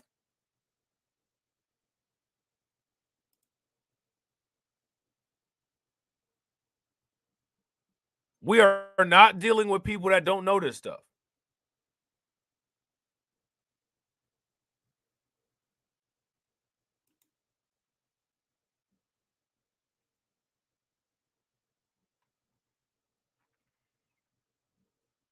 My bad, y'all. Give me 1 second. My computer froze up a little bit. Okay, we're here. So I'm about to ask y'all this. Do we owe these people a work permit? Do you all feel that the United States government owes them a work permit? If you feel like they do, then give me a thumbs up. If you feel like we don't, then give me a thumbs down. I don't think that they're owed a work permit. I think that they're owed a court date. You know what I'm saying? If we're gonna talk about what people deserve versus what they don't deserve, what you deserve is a court date. Okay? This is what they're saying. Biden, listen to us. We want to work without fear, like our Venezuelan brothers and sisters, Consuelo Martinez implored during the rally. Thousands of immigrants marched in Washington, D.C. last month, demanding they had a damn million migrant march. Thousands of immigrants marched in Washington, D.C. last month, demanding Biden provide work permits for the additional millions of undocumented migrants still in the country. They had a million migrant march. How many people knew about the million migrant march? If you knew about the million migrant march, give me a thumbs up. If y'all didn't know about the million migrant march, give me a thumbs down. This is ridiculous. This is ridiculous. What's even more ridiculous is how racist white people are. You know what I'm saying? These people were literally demanding resources from taxpayers and getting it. White people go on a whole tirade and their head pops off with a balloon attached to it if you simply talk about reparations. We ain't got a dime of reparations. And that's some shit that actually is owed to us from shit that happened to our ancestors, our grandparents, and our actual parents. These people are getting a paycheck. You know what I'm saying? I don't know. I got to ask y'all this. What's more ridiculous? This or how racist white people are, or both? Which one?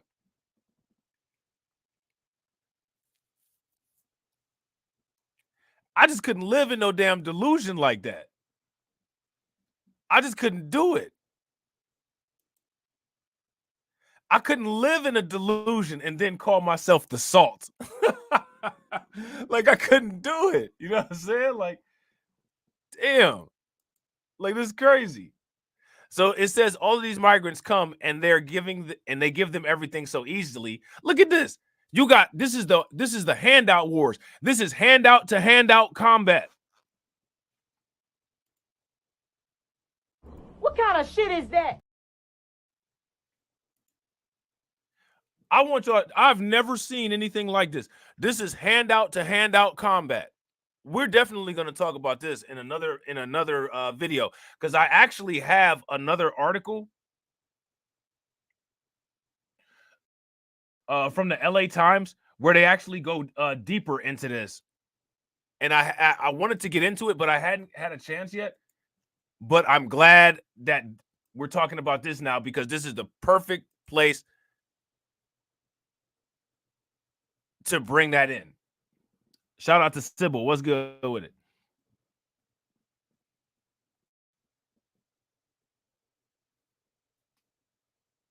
Handout to handout combat. That's right, Denise. Mano y mano. You know what I'm saying? You know what I'm saying? This is crazy. They're bringing an EBT card to a gunfight. This is crazy.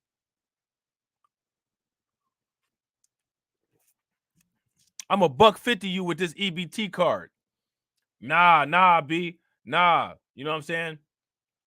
We're gonna dice you up with these WIC coupons. Like, seriously? Handout to handout combat. All these immigrants, look at this. These are immigrants also talking about other immigrants. All these immigrants come and they give them everything so easily, and nothing to us that have been working for years and paying taxes. Florida landscaper Jose Guerrero said to the Associated Press, they give these people everything in their hands. Approximately 270 people from Cuba, Haiti, Nicaragua, and Venezuela were able to apply for temporary legal status since arriving in October. I want y'all to make sure that y'all understand something. We're the only group of people in the United States that didn't get anything for being here. We've got negative for being here. We've got stuff taken from us for being here. And everybody else gets paid to come here. And people got the nerve to want to screw their face up when we simply ask our politicians to be responsive to the things that we ask for.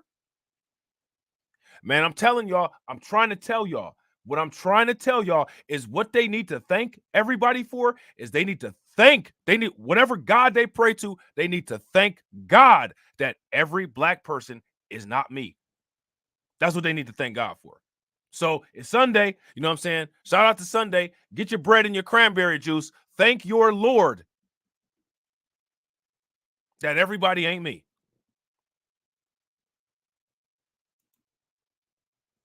Unbelievable. If I don't speak up and show people what we're capable of doing, even without government support, who will? Aragorn told the Tribune. They, the politicians, need to realize that we're no different from the new migrants who are also coming here for a better life. You're coming here for a better life, man. The same way you go to Red Lobster if you want better fast food than if you go to McDonald's.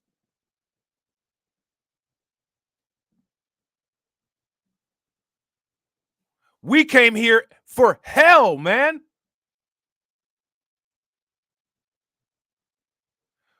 We got dragged here. And those of us who were already here got massacred and displaced. Anytime you hear these people talk about the United States as a country of immigrants, that is a attempted genocide on our existence, man. Straight up. Straight up. This is some kind of kumbaya lucid dream that people have created to try to create a comfortable buffer for themselves from reality.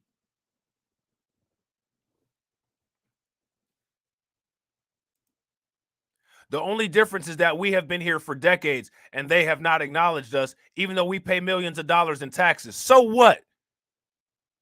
You've been here for decades. Talk to motherfuckers when you've been here for a century and been working for centuries for nothing. Seriously?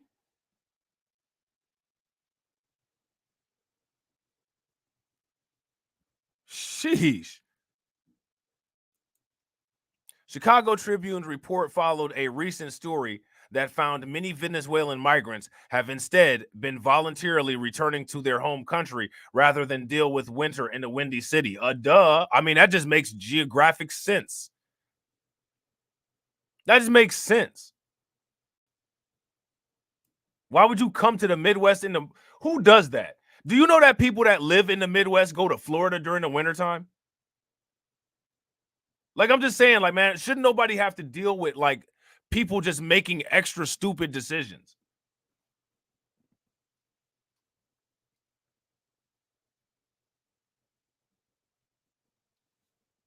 Oh, it's the middle of winter. I think I'm gonna go to Chicago this year. Listen, man, and nobody, unless you got family there or something, nobody is going to Alaska in the middle of the winter. Nobody's doing that.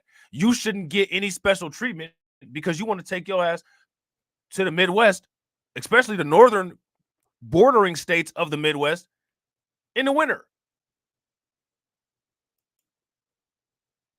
Like, what kind of clown world is this that we living in?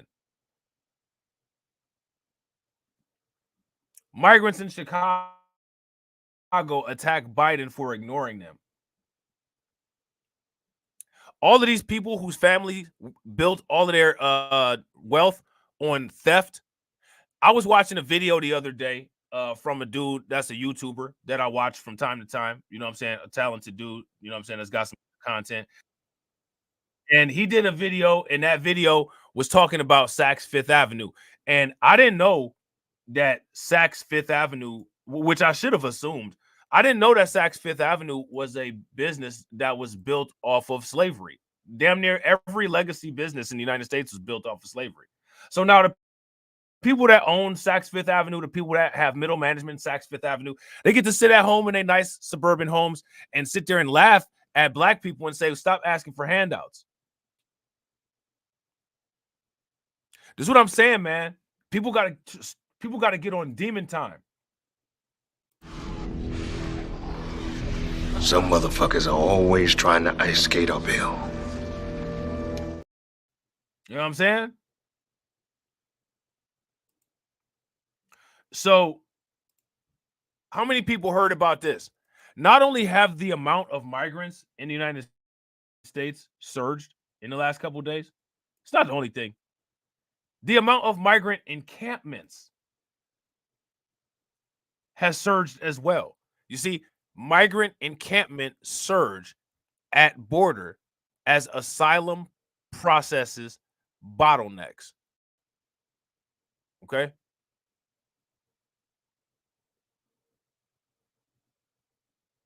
So somebody make that make sense. Somebody make that make sense.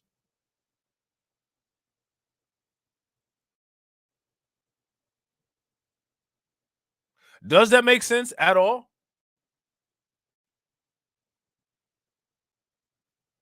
Like, now, if this was in the city, you know what they do to encampments in the city? Let me ask you guys this. How many people have ever seen homeless encampments? And that's one of the reasons why I got to hurry up and get the Box Bros series popping off. We got to get the Box Bros series popping off because you got to be able to compare the way that these migrants are being treated to the way that homeless people get treated. Let me ask y'all this. How many people knows what the city does to homeless encampments? If you guys know what the city does to homeless encampments, then put it in the comment section. And also, real quick, shout out to everybody watching. We got 30 people watching on YouTube. If everybody could take a moment, smash that like button. If you can also hit the bell. If you haven't subscribed to the channel, please hit the bell and subscribe to the channel. And also, please share this stream to your social media. They tear down homeless encampments. They remove them, and they find the homeless people a lot of times. Like, they find them as if they can afford it, or they'll arrest them and put them in jail. I don't understand why you can't do that with these asylum seekers. If you destroy their encampments, you haven't put your hands on them. So I don't understand how that would be out of your jurisdiction. Yeah, exactly. Shout out to Denise. They dismantle tent encampments. Why aren't they dismantling these tent encampments at the border?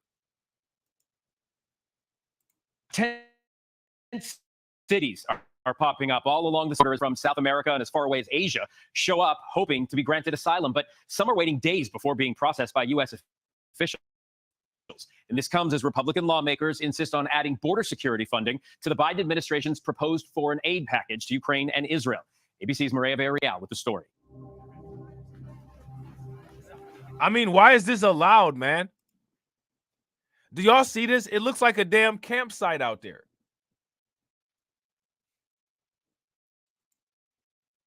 Hold on real quick. I don't know why that just did that, but okay.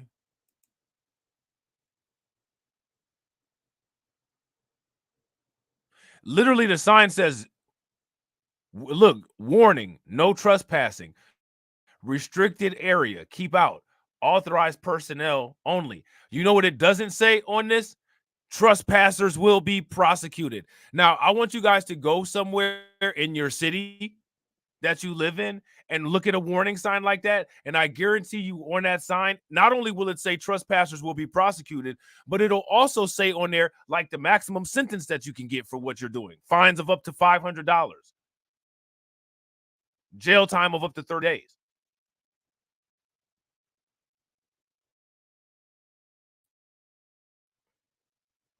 You know what I'm saying? So somebody make that make sense.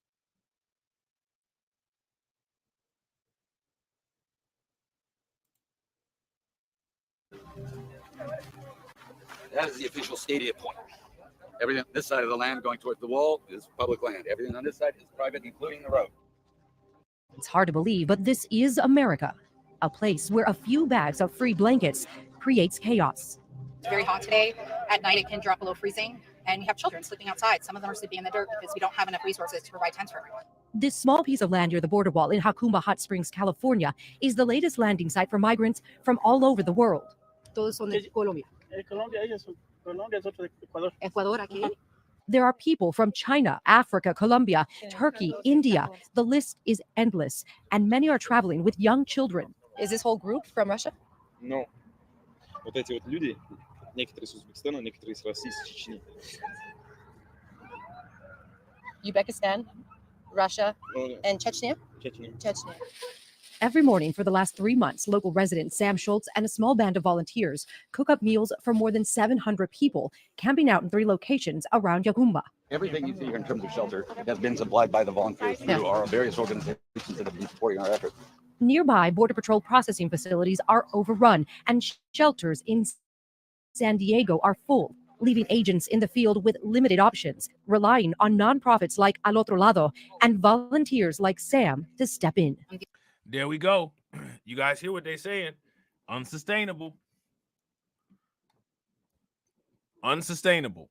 So now if the news knows that this is unsustainable, right? The mainstream media outlets, they know that this is unsustainable. They can see that it's unsustainable. People are given warnings about the unsustainability of this. And yet, as you can see, literally nothing changes.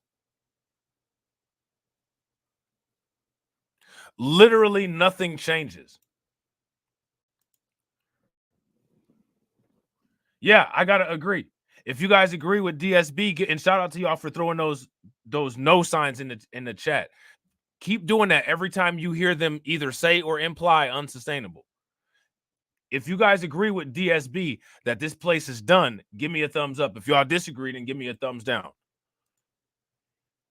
These are places where Border Patrol brings migrants in who have turned themselves in and tells them to wait in these sites. Throughout the day, we watched smugglers make dozens of drop-offs near the wall, sending a stream of migrants into the camp. Likely this is where a lot of Why don't they sue Mexico for allowing their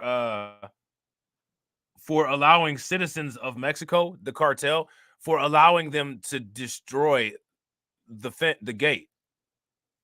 Like, they're committing property damage of federal property. Let me ask you guys this.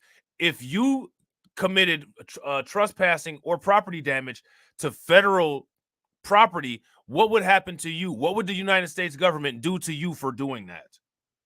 the migrant groups are coming through. You can actually tell that because of the evidence that's left behind, the clothing, the food wrappers, the water bottles. But on both sides of this wall, it's very evident there is very little law enforcement presence. You have a certain segment of people that flew into Tijuana, and they've only been in Mexico for, days. Usually they fly to Cancun and then they fly to Tijuana. These are Chinese nationals usually and Turkish people, but that's maybe 20%. The other ones are Chinese nationals and Turkish people. I wonder if that has anything to do with Mayor Eric Adams and his little shady business dealings. Chinese nationals and Turkish people. Just saying. Tijuana. These are Chinese nationals usually and Turkish people, but that's maybe 20%. The other ones are coming through South America, all the way up Central America by bus, most of them. Many migrants tell us agents have warned them not to leave. They are not able to go through official ports of entry because it's limited to people who've made an appointment through an app called CBP1. That app is only available in English, Spanish, and Haitian Creole. And as you look around, you see a lot of people from countries that don't speak those languages. So folks really have no other choice but to seek safety in this way. Out here, the process is riddled with confusion. So tell them, don't feel like I got them first. It doesn't matter. We watched as agents tried to hand out bracelets to the group so they could eventually pick them up in an orderly fashion for processing.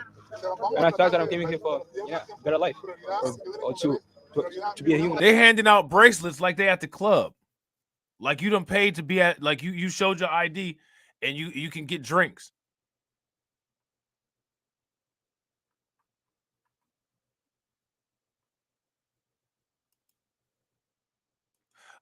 I want to ask you guys this. Does it look like this border situation is being taken serious?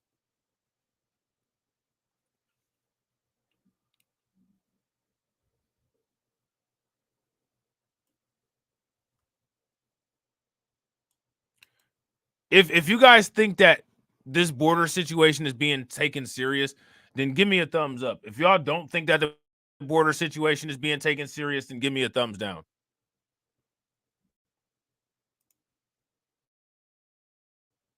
At least. Buses eventually show up for a few loads of migrants clearing out the camp. But by the afternoon, it swells up again. And with some are now volunteering inside the camp. Well, I'm trying to help them. I feel helpless, not able to give proper care, not able to completely help them because our resources are very limited. But these kinds of scenes are playing out all along the southwest border. This video, recently taken near the San Isidro Bridge in Southern California, showing a mass of people scaling the wall and then making their way to the road. A harrowing rescue in Texas captured. And then Man, what the hell? That looked like a damn military invasion right there. This looked like, did y'all see this? Look at this. And they use, this is like infrared camera, so this is going on at night. This video, recently taken near the San Isidro Bridge in Southern California, showing a mass of people scaling the wall. And like, do you see that? That looks like a military invasion. If y'all agree with me that looks like a military invasion, give me a thumbs up. If it doesn't look like a military invasion to you, then let me know what y'all think it looks like. Along the southwest border. This video, recently taken near the San Isidro Bridge in Southern California, showing a mass of people scaling the wall and then making their way to the road. A harrowing rescue in Texas captured. And then a mass of migrants staging near the border wall in Louisville, Arizona, waiting to be processed. For months, the Biden administration has been pushing to get more funding for border security, trying to convey that more resources are needed to fight narcotics like fentanyl and actually manage migration. Is the headline here, we are struggling in this fight against fentanyl? I think the headline here is we need additional resources to continue our fight against fentanyl. But Senate Republicans we need additional resources. So again, it's interesting, and shout out to Qua and shout out to Crew Royalty. What's good with y'all? It's interesting how everywhere that's directly involved with this migrant crisis, anybody that's facing this thing head on, all of the people in these particular areas, they all are saying that they need more resources from the government. Yet and still, though, what's interesting about it is that only Mayor Eric Adams and only Brandon Johnson are the ones who have horrible approval ratings. Did you guys notice that? Yeah, I gotta agree, bro. That scene, I want to play that scene again. That looks crazy, bro. This looks crazy right here.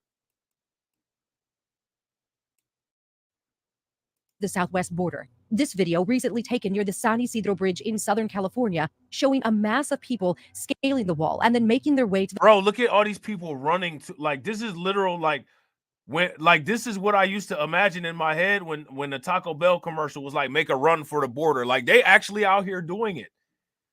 They're actually doing it. Them people are actually making a run for the border. This video recently taken near the San Isidro Bridge in Southern California, showing a mass of people scaling the wall and then making their way to the road. A harrowing rescue in Texas captured, and then a mass of migrants staging near the border wall in Lukeville, Arizona, waiting to be processed. For months, the Biden administration has been pushing to get more funding for border security, trying to convey that more resources are needed to fight narcotics like fentanyl and actually manage migration. Is the headline here? Bro, hey, yo, if y'all agree with AB, give me a thumbs up. If y'all disagree with AB, give me a thumbs down. Can't argue with that. Can't argue with that. Here, we are struggling in this fight against fentanyl. I think the headline here is we need additional resources to continue our fight against fentanyl. But Senate Republicans aren't buying it, tying border funds to aid for the war in Ukraine. And they are refusing to budge on their demands to tighten asylum standards and resume construction on the border wall. On this vote, the yeas are 49, the nays are 50. So as you guys can see, the government is well aware of this problem. And as we all know, the government basically controls the media. So they get in-depth reports about all of this, right? And they're just going to ignore it. They're going to ignore what's going on the border to deal with situations that don't even directly involve us overseas. How many people support that? If you guys support that, then give me a thumbs up. If y'all don't support that, then give me a thumbs down. I don't support that. Somebody put in a thumbs down for me. In Ukraine, and they are refusing to budge on their demands to tighten asylum standards and resume construction on the border wall. On this vote, the yeas are 49, the nays are 51. A vote earlier this week failed after weeks of heated negotiations. I'm more worried about our border than Ukraine. But people here in Hakumba caught in the middle, the migrants, the agents, and the volunteers, they don't care where the money comes from. They're just desperate for help. The cost of this is going to spread out throughout society. There's no question. There's just no way that you can deal with an influx of people like this without there being cost to society. There's just no way that you can deal with an influx of people like this without there being a cost to society. Now, here's my question. What is the cost?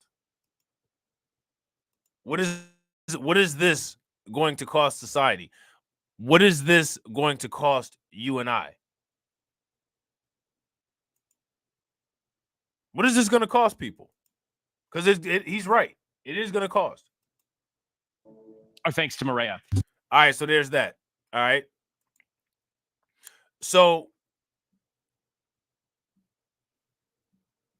we all know that the cartel has a direct role when it comes to smuggling and when it comes to, you know, the undocumented bros.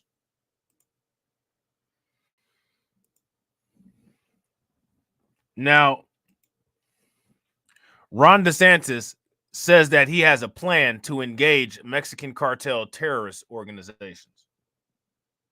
Let me ask you guys this question. How do you feel about the military engaging the cartel in order to slow down or stop illegal immigration and illegal border crossing?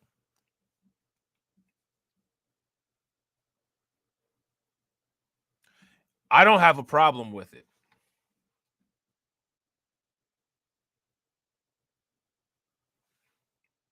And to me, like, that's not an over-exaggeration. What we saw down there, like what I just showed you guys, that looked like a damn military invasion.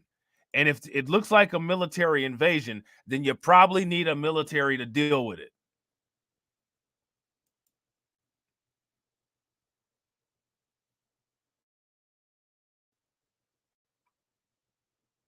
I don't think there's anything wrong with that logic.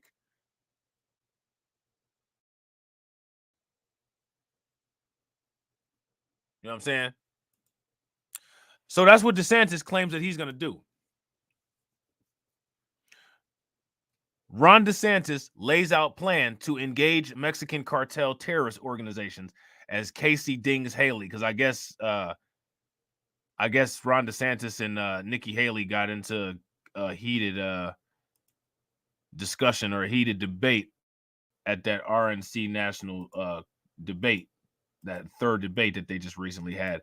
I didn't get a chance to see it, but I just heard that that's what happened. So let's check out this video. Now, in this video here, I don't think he addresses the undocumented situation, but maybe he might allude to it. So here we go, folks. It's basically the holidays and then Iowa. We're just under 5 weeks away from the nation's first presidential contest. Florida Governor Ron DeSantis has visited all 99 counties in the state. And he's not done yet. Hey, Qua got me dead. Qua said all the army is going to do is steal the work and sell it themselves. Facts. They either going to steal the work and sell it themselves, or they're going to steal the work and use it themselves. They're going to get high on their own supply after they steal all the work. You know what I'm saying? That's facts. You know what I'm saying? Yeah, exactly, AB. Facts. Give them a different name like insurgent and watch the treatment change. Yeah, they definitely, the U.S. Army, bro, the U.S. Army, they would mess everything up on their own. At first, everything will be going good, but as soon as they got their hands on them bricks, next thing you know, like the army numbers will be dropping, people will be overdosing, and then the wall will get overwhelmed again anyway. You know what I'm saying? Florida Governor and First Lady Casey DeSantis are about to host a Mamas for DeSantis fireside chat and toy drive with Iowa Governor Kim Reynolds, who endorsed him last month. Republican presidential candidate Ron DeSantis and his wife Casey join me now from Des Moines before that gets underway. So thanks for sneaking away. Good to see you both this afternoon. Thank you for being here. Good to see you. Yeah, thanks for having us. So I actually, Governor, if you don't mind, I'm going to start with your wife, Casey. I got two questions for her, and then I want to talk to you about some policy. You guys haven't done an interview together, Casey, since August. Why does it feel important for you to be back in the public eye and start being seen with your husband again on the campaign trail? I know you've traveled with him a lot over the summer, but in this way to do interviews with him, why is that important in this stage of the campaign?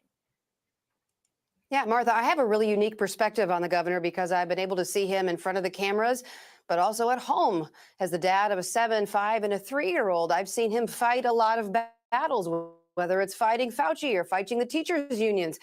Hey, tell me why Ron DeSantis looks so irritated. You see him grinding his teeth? You think that how many of y'all think they just got in an argument right before they did this interview? If y'all think that they got in an argument right before they did doing this interview, give me a thumbs up. If y'all think that they didn't, then give me a thumbs down. He's grinding his teeth pretty hard. Look. Because I've been able to see him in front of the cameras, but also at home as the dad of a 7, 5, and a 3-year-old. I've seen him fight a lot of battles, whether it's fighting Fauci or fighting the teachers' unions.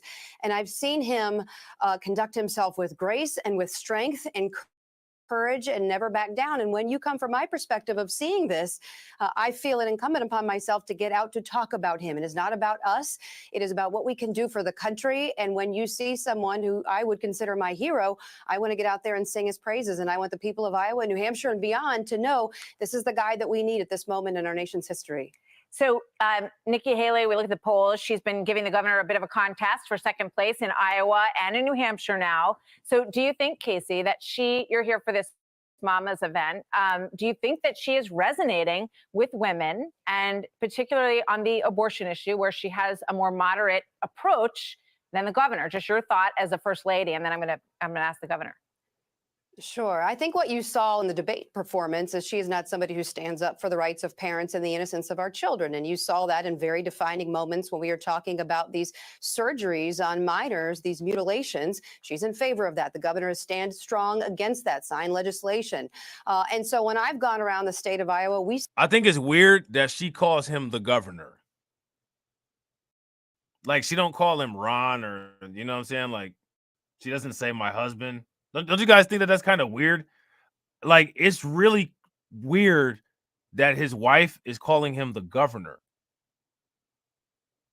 Like, I'm not trying to be funny, but like this marriage looks like a for real, like setup, like just business arrangement. Is it just me, or like, are y'all seeing that? See a lot of support. So we have now Mama's representation in all 99 counties in Iowa.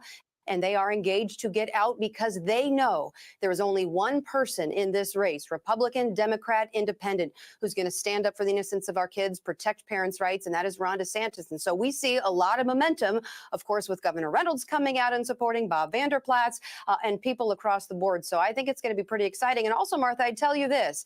We have a huge coalition across the United States of America of mothers and grandmoms. When the governor was reelected, we had a coalition of 1.1 million mothers and grandmoms in the state of Florida. That was the largest that had ever been done in the history of our state, and probably, I would argue, across the nation.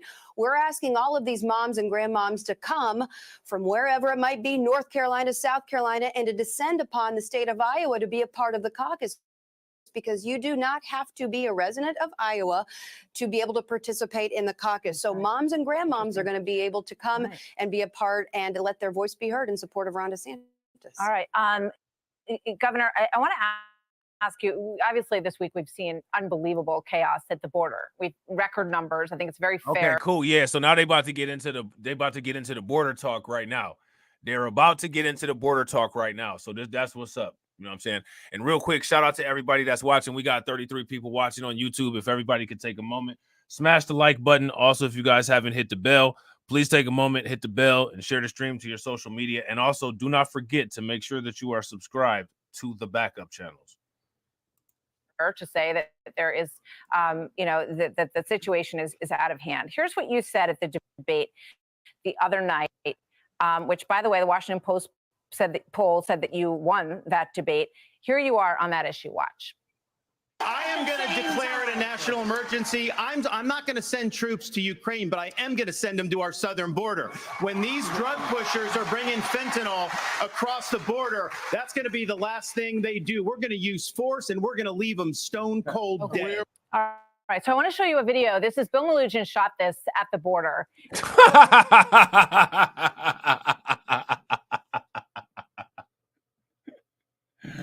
We're gonna use force, and we're gonna leave them stone cold dead.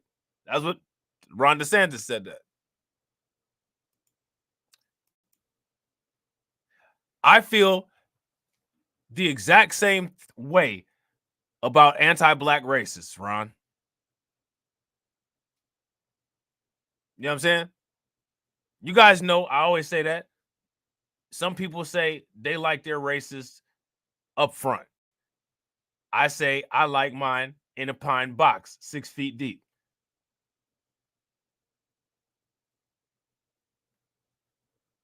You know what I'm saying? That's the best location for him. The best place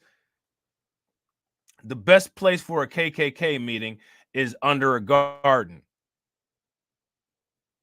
And the best volunteer work that a racist can do is being fertilizer. I'm just saying. You know what I'm saying? Poll said that you won that debate. Here you are on that issue. Watch.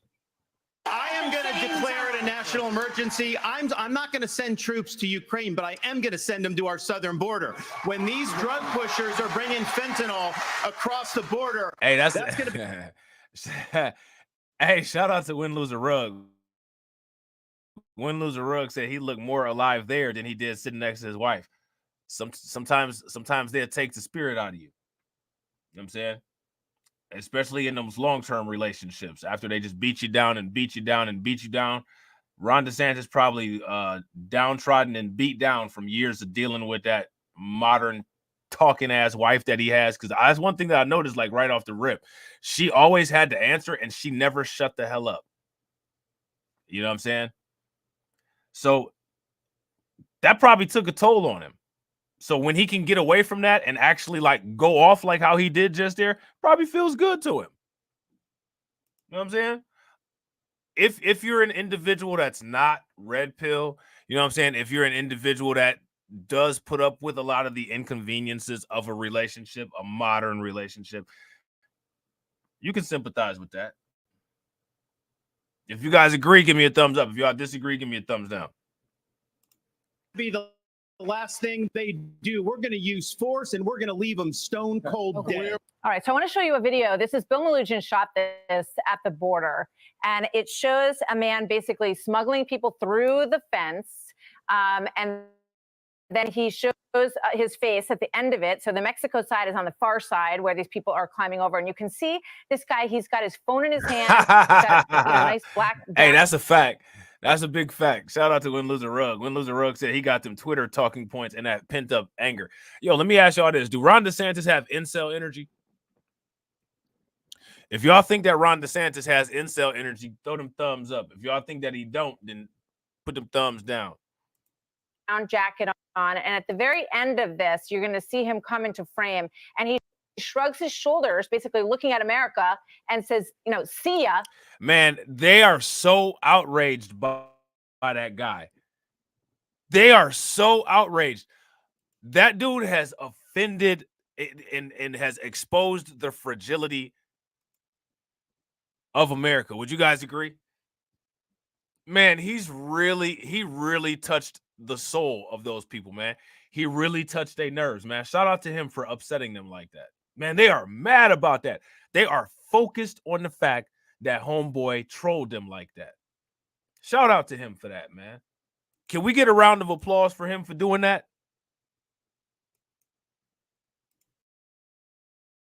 So would you shoot him stone cold dead, Governor?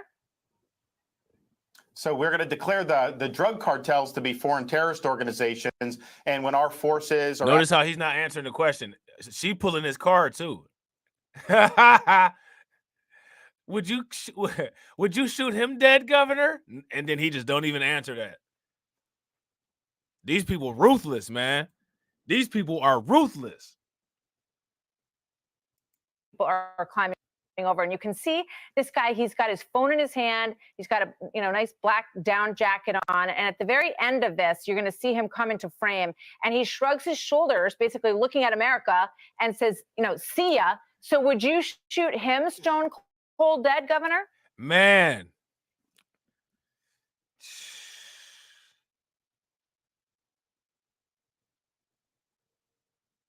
Man, shout out to my situational awareness people who know exactly what that was. And you know what's funny? I bet you his wife like giggled when she said that. Like, that's bad, man. In her head, his wife was probably like,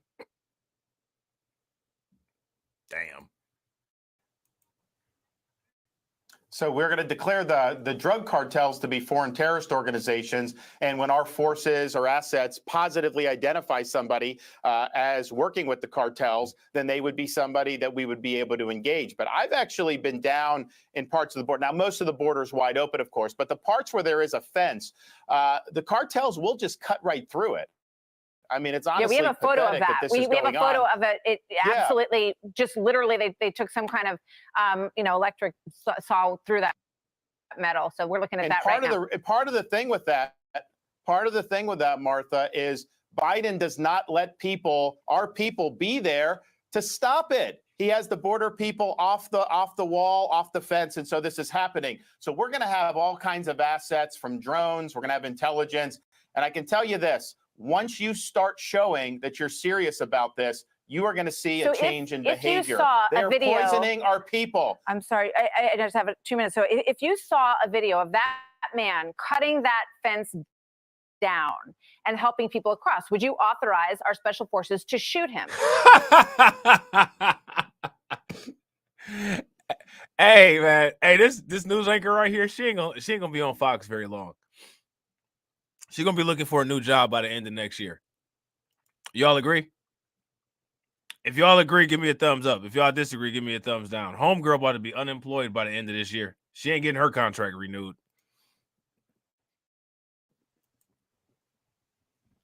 So I haven't been able to see the video, but what I would say is we will have criteria for who is considered to be a threat and part of the cartels. And if they're positively identified, then they I can want to be know why she's so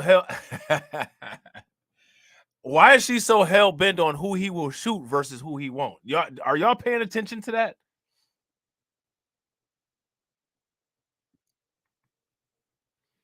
Why is she so curious about who he's actually going to shoot? Man, they about to give her the boot. She's gone after this season. just like I used the analogy at the debate the other night. When I was serving in Iraq, the people who were with Al-Qaeda, they dress the same as Iraqi civilians. So how do you know who is good and who is not? You use identification, you use intelligence, and if you can positively identify them, or if they're making a hostile action or they're displaying hostile intent, then you engage. Here's what I will tell you, though. We will engage appropriately, but just the fact that you're able to engage, that is going to have a massive deterrence effect, because these people are not going to want to go in there and run into a buzzsaw. The cartels have been eating our lunch for years and years, and they're poisoning tens of thousands of our fellow citizens. if you think we not only have a right to respond, you have a duty to respond. We can't let the deaths continue. More questions for you, so I apologize for rushing, but just like in 30 seconds if you can. So do you think that what I think you just said was that if you were to shoot one of these cartel members, you think that would change the game?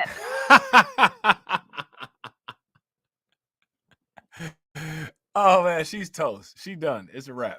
Cartel would start to rethink their business on that border?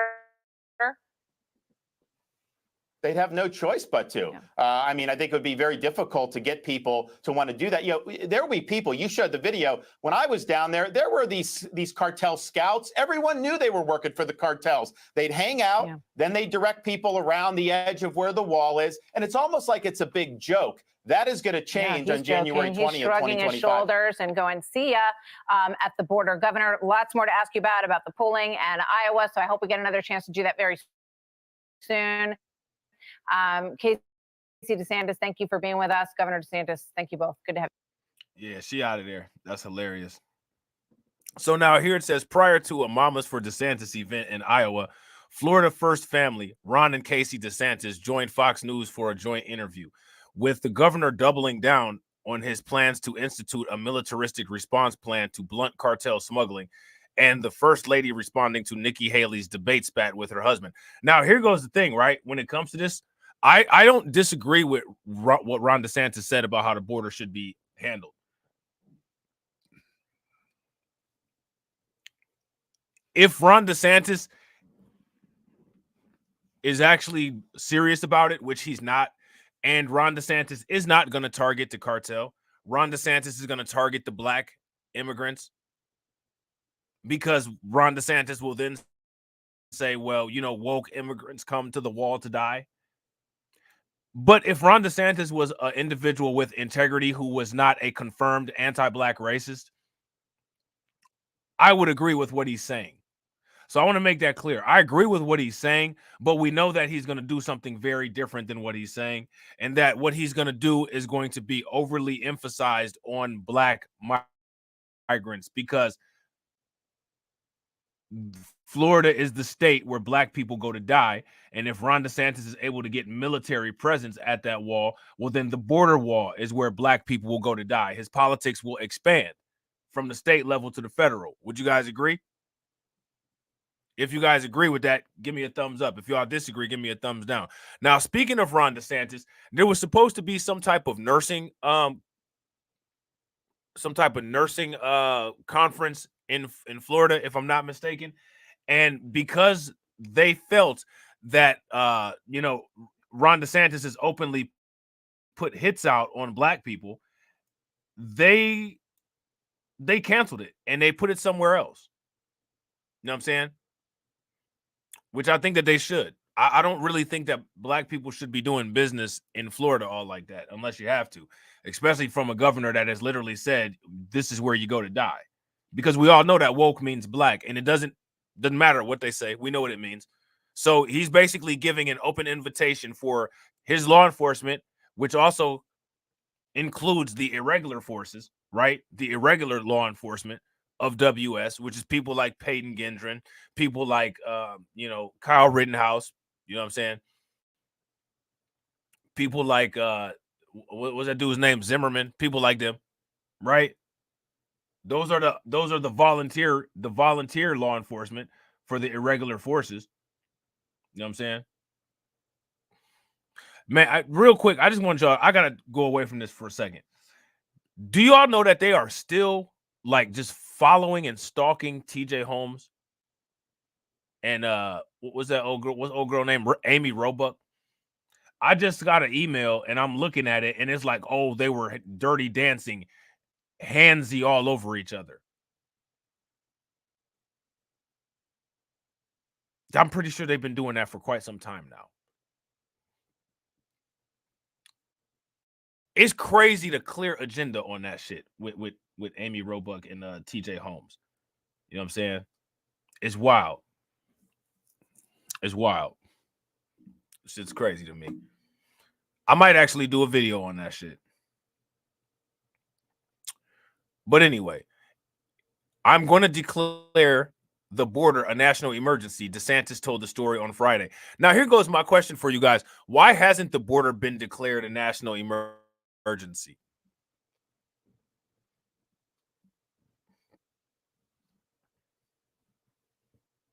If you ask me, the border should have been declared a national emergency.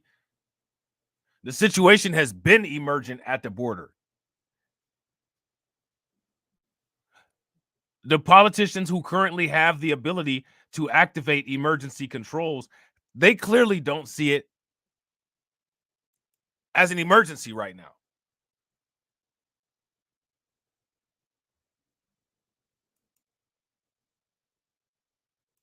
We're having record numbers of surges in migrant activity, record numbers of encampments outside of the border wall. The border situation is causing catastrophic consequences to cities where these migrants are being shipped. And, you know, it's not an emergency. Here's my question for you guys. Do you all consider the situation at the border an emergency? If you do, then give me a thumbs up. If you do not, then give me a thumbs down.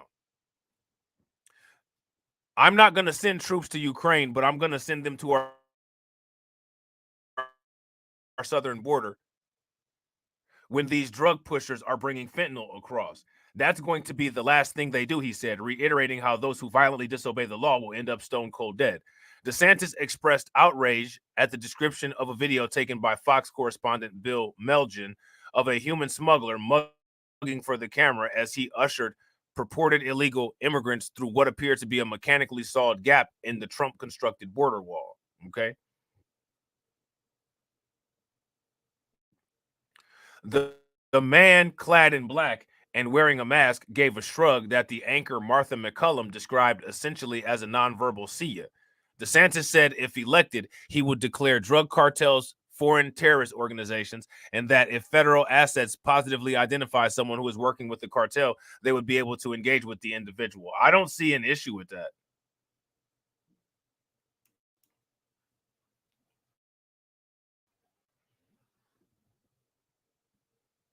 Yeah, in fact, big facts, James. If you guys agree with James, give me a thumbs up. If y'all disagree, give me a thumbs down. Facts, because stop and frisk is more important. Facts. Harassing us is more important than border security.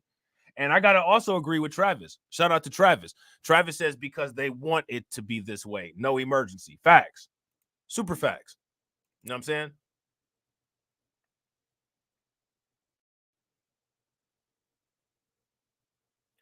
DeSantis said there will be established criteria as to whom federal forces will be able to directly take lethal action against.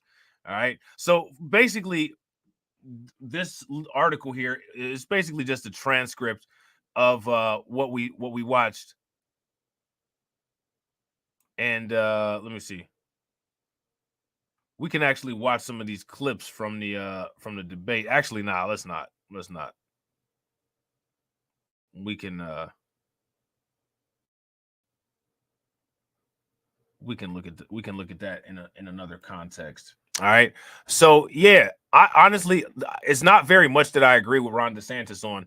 And honestly, I don't think that he's being honest about how he would plan to deal with the southern border. But if he dealt with the southern border in the way that he claims that he's going to deal with it in, I wouldn't have a problem with that. But because Ron DeSantis doesn't have a reputation that that should provide him any leniency, he's created that situation where he can't be trusted. You know what I'm saying? And if he can't be trusted, then he shouldn't be engaged with, if you ask me. You know what I'm saying? So what they have now is they have the Border Patrol working on administrative duties instead of border enforcement. So now if the Border Patrol is working on administrative duties instead of border enforcement, then that means that there's going to be more people coming through the border, which means that it's going to create more administrative duties. So again, this is just a loop of unsustainability. Right now, the National Border Patrol Council President Brennan, if we could go back to an issue I raised earlier, because it still sticks in my craw here. These trains that get in the United States and they have a lot of migrants on them. A lot of them are opening it up and cheering. But does anyone track them? In other words, that particular. So now here goes my question: how many people have seen those trains that bring the migrants into the United States? If you guys have seen those trains, let me know. Now, the reason why I ask you guys about the trains is because I want to ask you this question. What should the United States government, what should the United States military, what should they do about those trains? How should those trains be handled? Because those trains bring in a lot of people. They got their own logistics strategy of getting people here. So to me, you know, in any military engagement, one thing that you do is you stop the logistics, you disrupt logistics, you stop supplies from getting in. One special mission that a lot of times when there's a military engagement that you do is you take out the food, you take out the weapons distribution, you take out the water supply, you take out a lot of these things that are necessary to be functional. So if they wanted if they wanted this border crisis to stop, then what they would be doing is they'd be working to cripple things that are keeping this functional, right? But we don't see that happening. So again, my question would be, why do we not see that happening? Train. Does anyone count how many get off, where they go, where they are right now?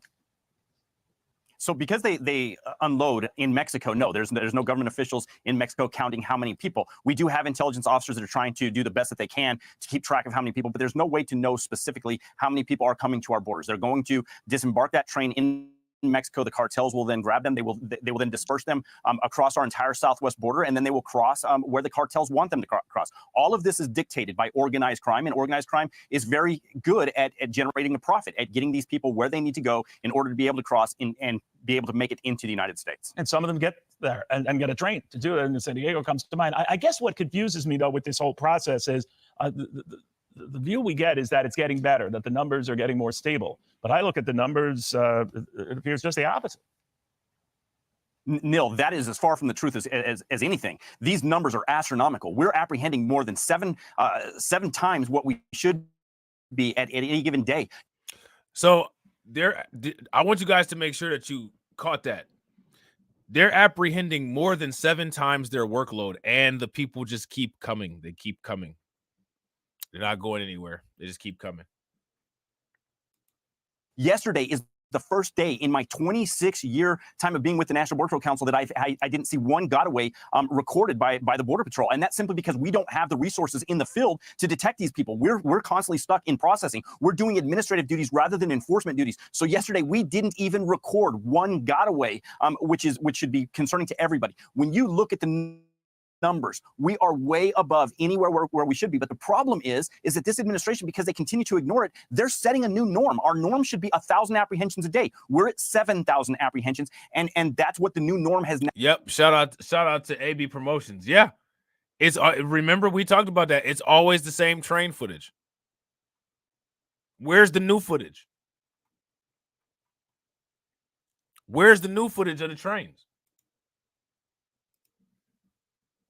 Now become, and that should be scary to everybody because we just don't have any Border Patrol agents that are in the field patrolling the border, doing what we should be to protect the American citizens. And that's what allows the drugs to as well. That's why we have so many deaths in the United States in drug overdoses. You know, Brandon, what did you think of the Chicago mayor saying this hullabaloo over migrants and what they're doing in cities is a classic case of right-wing extremism? Don't listen to the right-wing extremists. I think he's all but saying you, my friend, are a right-wing extremist.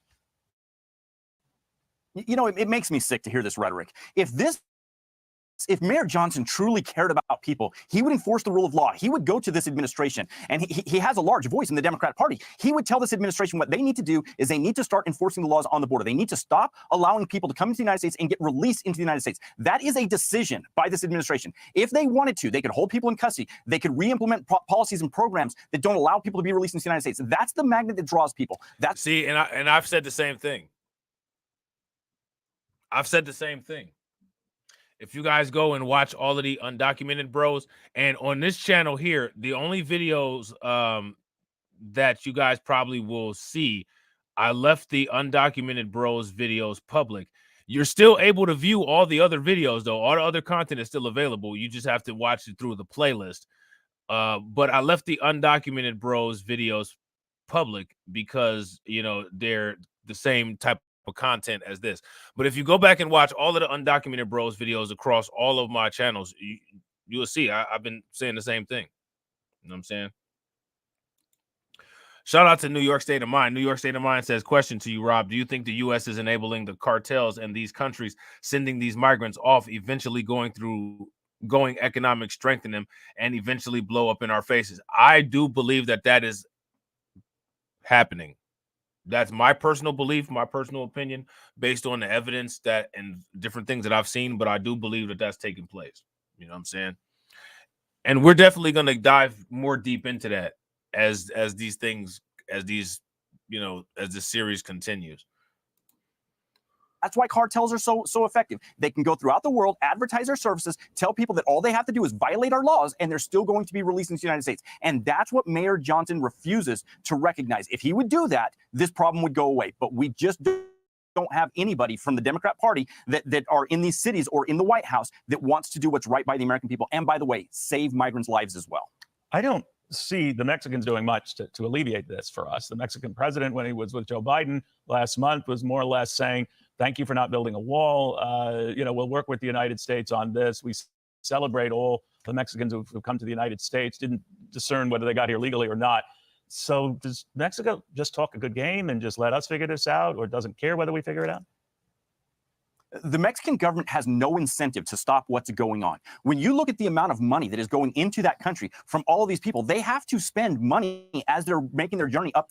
And see, remember when do you guys remember what I said?